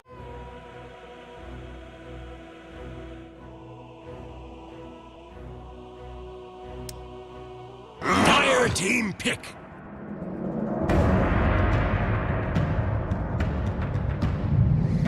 Radiant team pick. Wind Ranger at your service.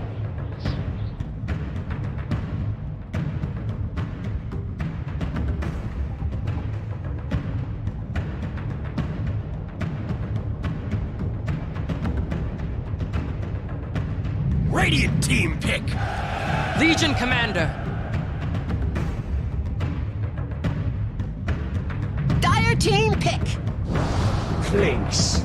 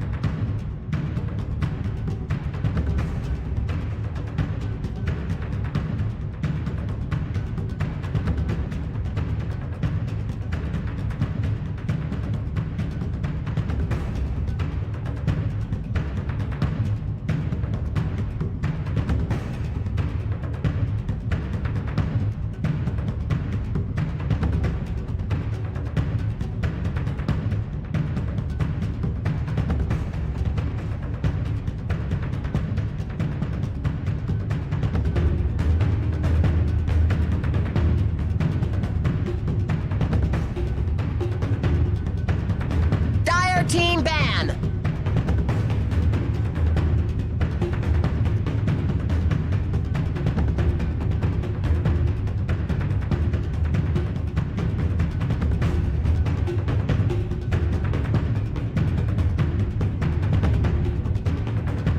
Seconds remaining. 5 seconds remaining. Radiant team ban.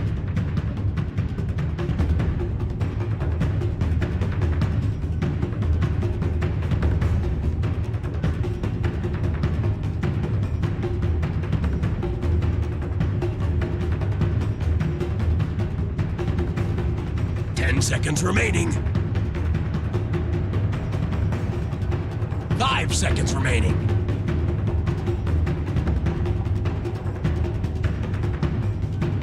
Dire team ban.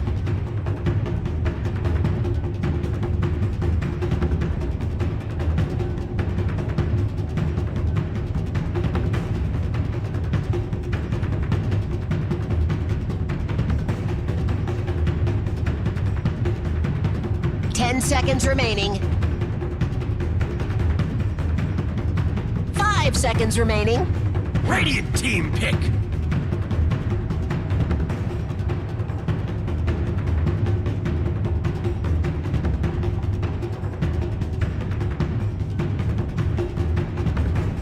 Dire team pick.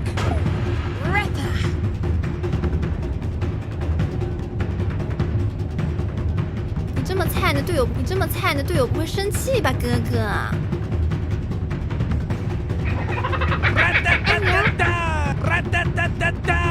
？You're dead. 10 seconds remaining. 5 seconds remaining.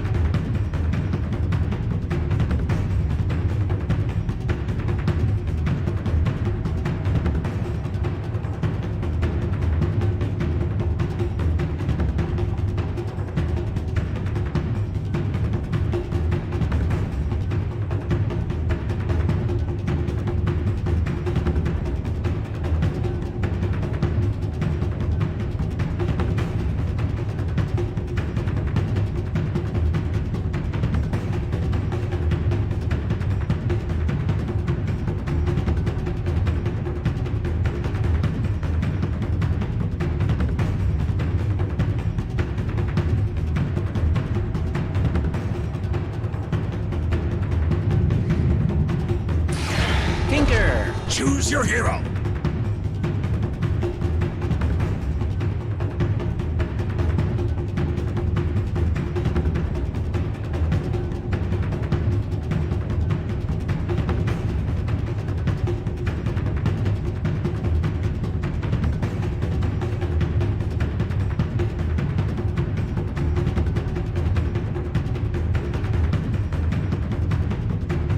你这么菜，你的队友不会生气吧，哥哥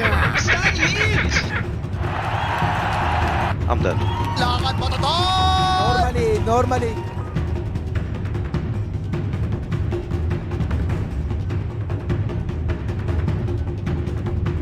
10 seconds remaining.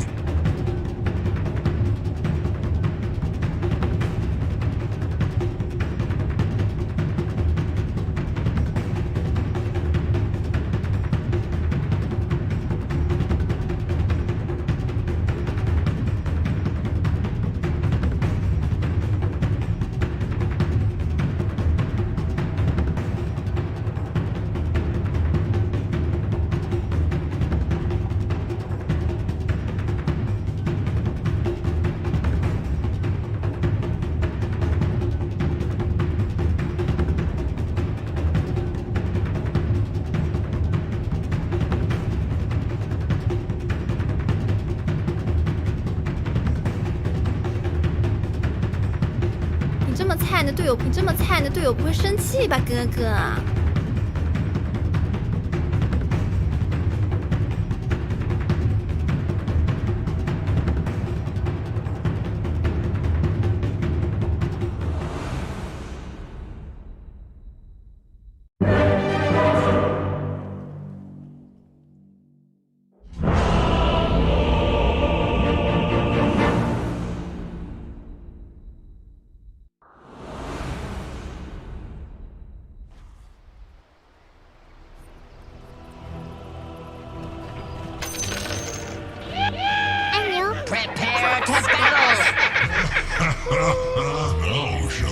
final turn.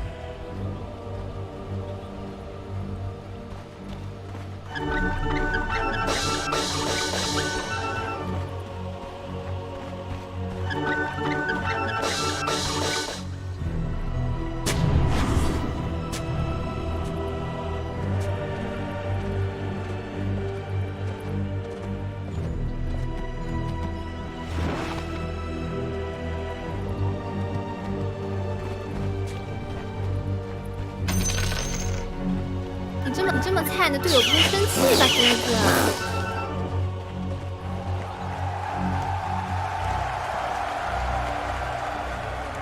30 seconds to battle.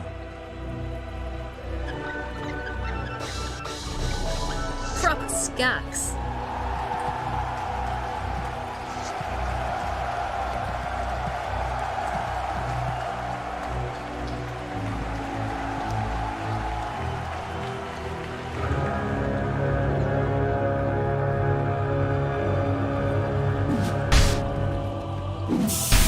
Where'd that horn come from?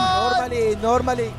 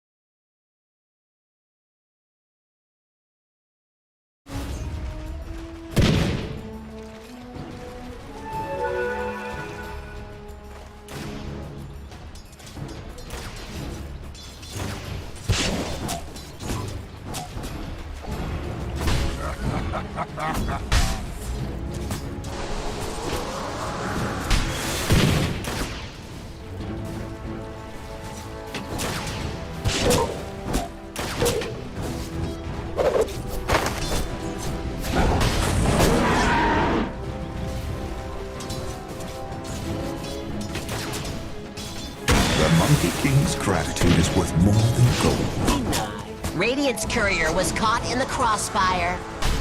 Aww. Sorry about that.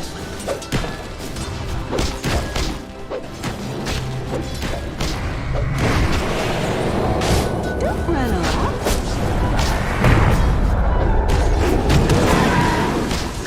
Nice blood! I was defeated 这么菜，你的队友不会生气吧，哥哥？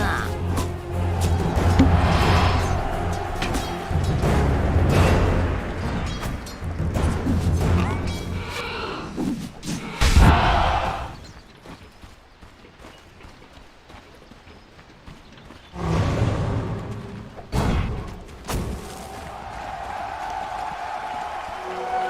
Smart money.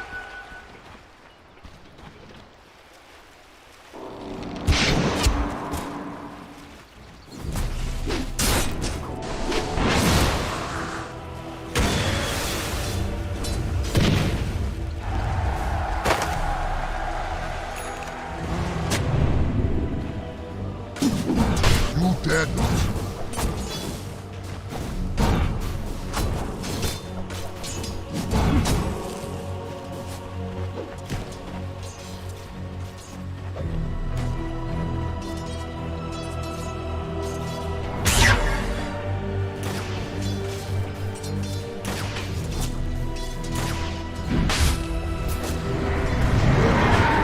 Where are you going?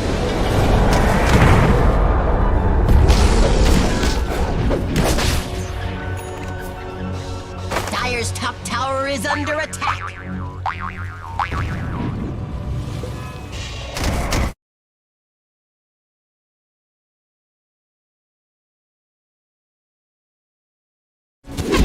About that.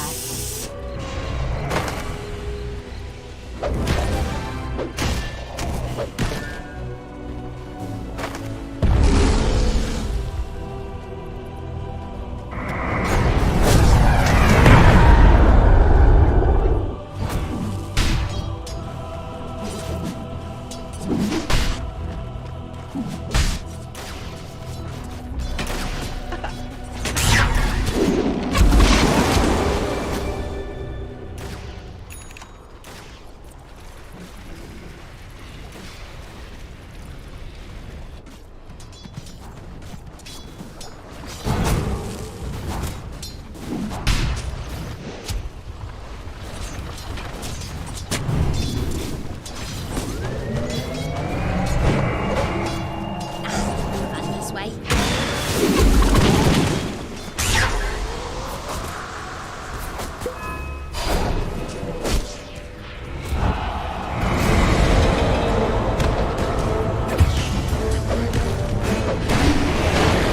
Your time here is long past, Titan. Sleep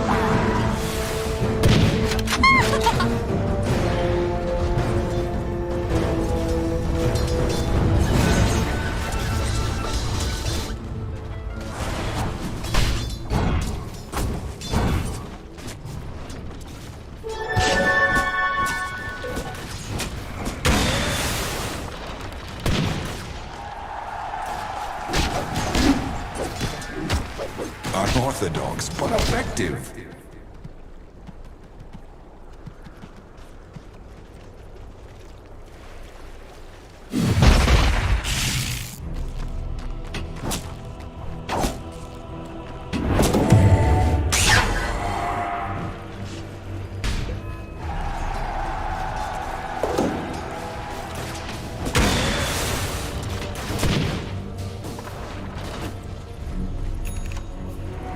Bounty, which my matriarch will prize.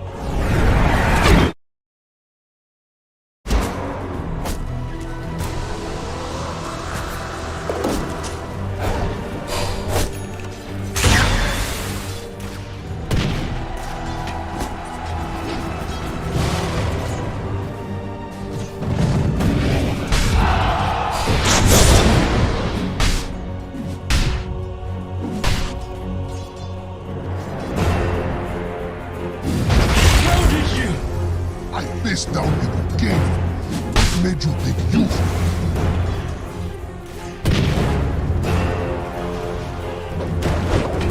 Maybe my finger got touched.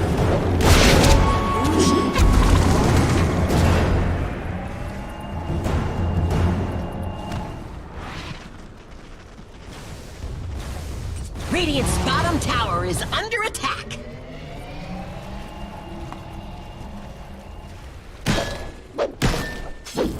Radiant's bottom tower is under attack.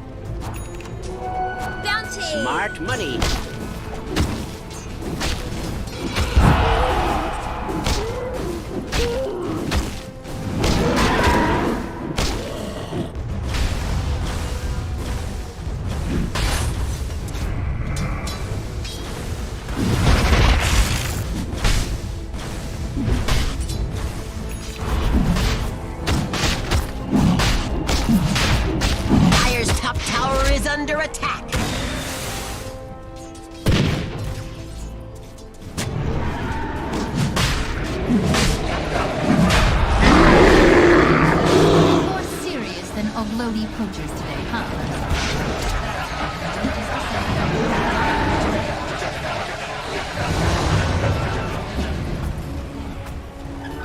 Radiant's middle tower is under attack.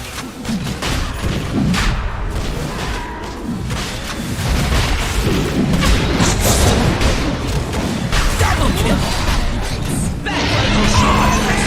To the Dire! Handsome man, was it worth your life to try for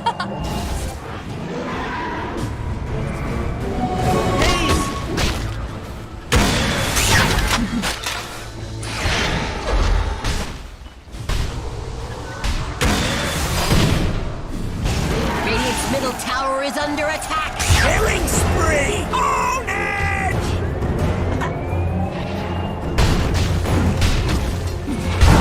Radiant's middle tower is under attack!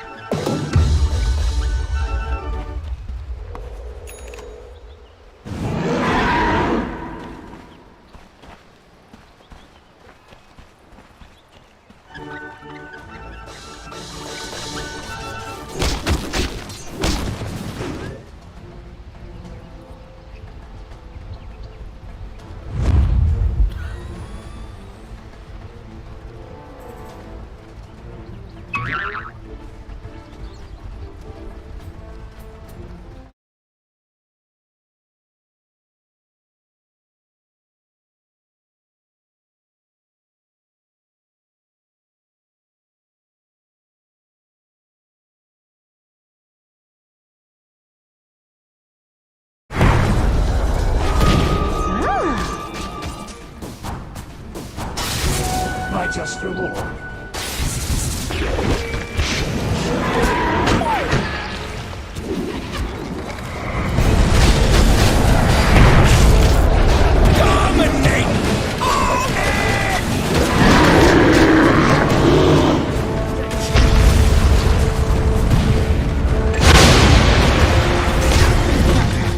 Just good old-fashioned. Radiant's middle tower is under attack.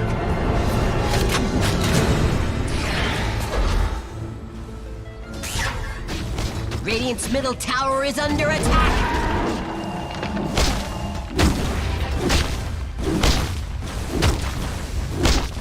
Radiant's bottom tower is under attack. Radiant's bottom tower has fallen.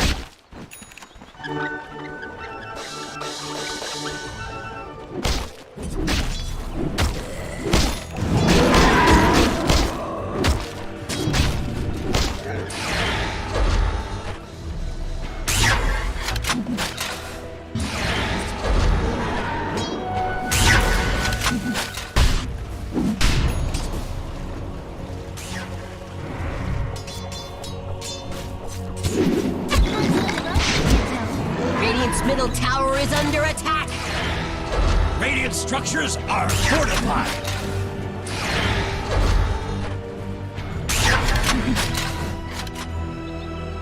Radiant's middle tower is under attack. Dire's top tower is under attack. Radiant's middle tower is under attack. Dire's top tower is under attack. Radiant's middle tower has fallen.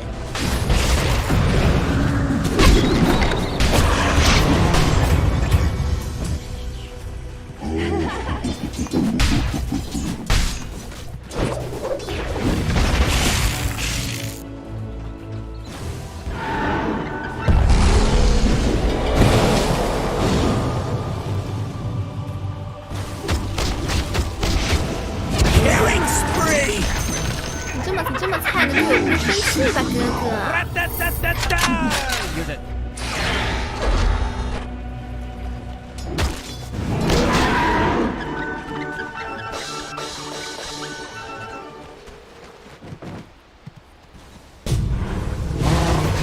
Radiant's top tower is under attack. Looks like Radiant closed the blast doors.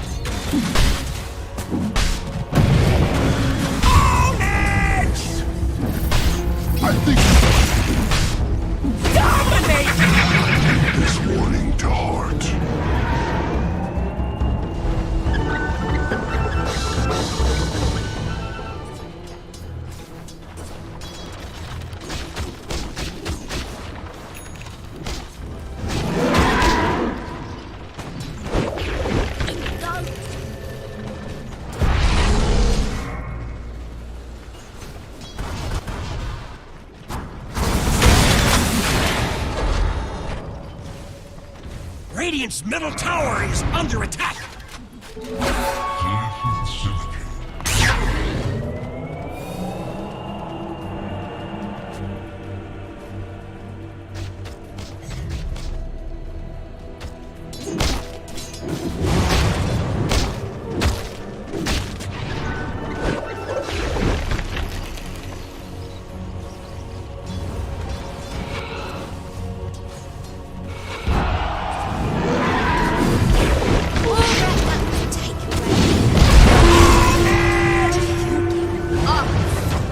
What did you expect?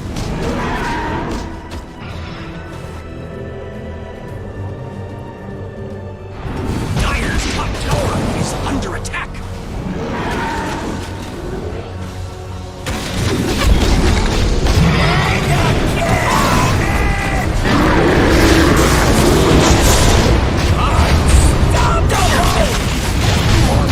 Radiant's middle tower is under attack.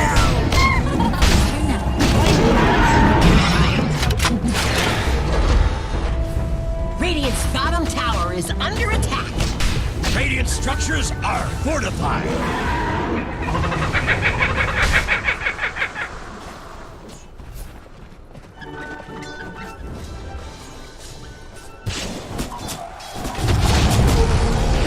Caught you in your stubbies, Debbie.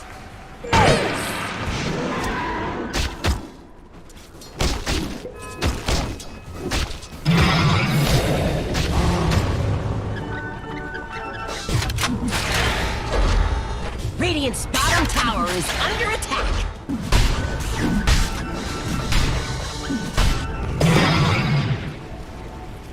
Radiant's bottom tower is under attack.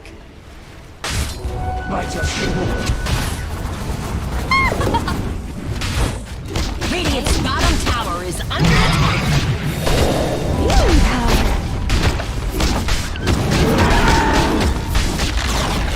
Radiant's bottom tower has fallen.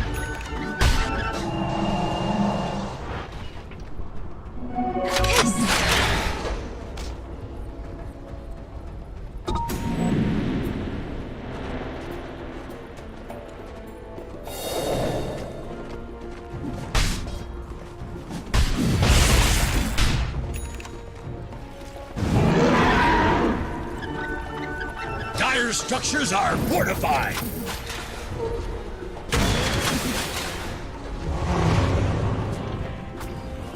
Dire's top tower is under attack. Radiant's middle tower is under attack. Dire's top tower has fallen.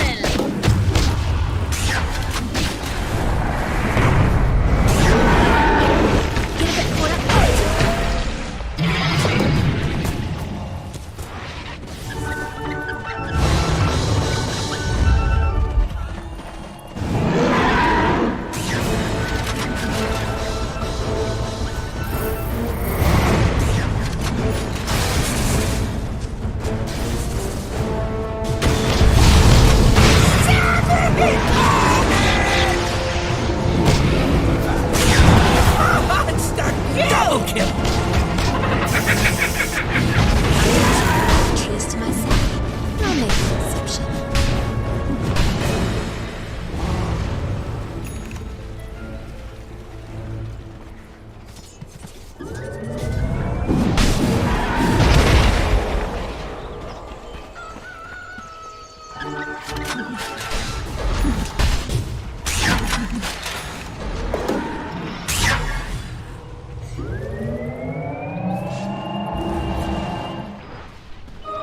Ha ha ha!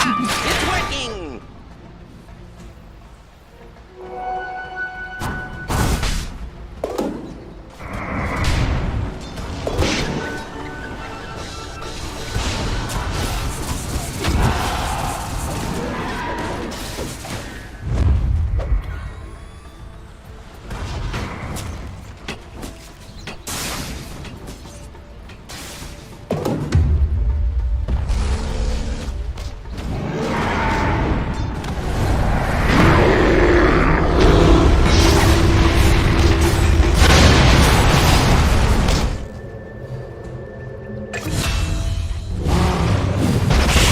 I could have toyed with you a bit, but yeah, you're just not that interesting.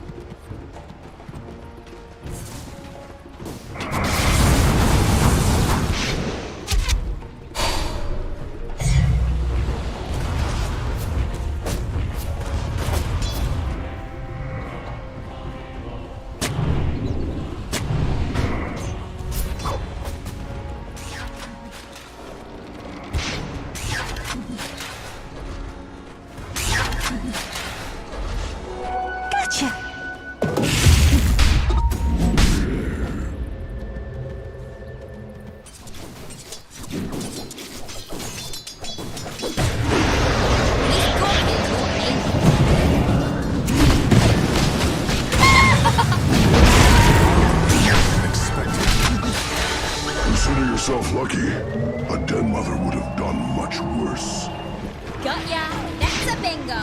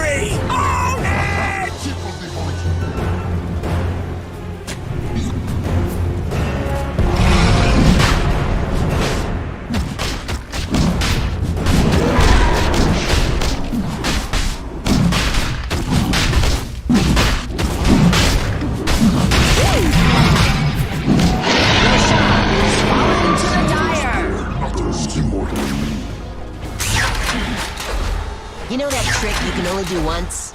They can do it twice now.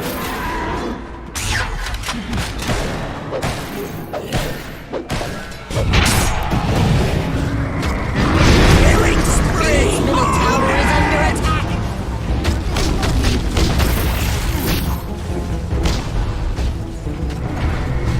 Radiant's middle tower is under attack.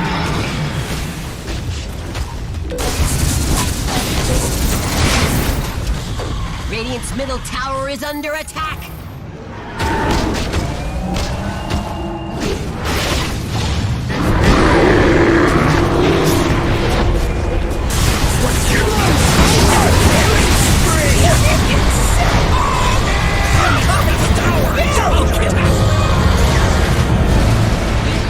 Radiant's middle tower has fallen!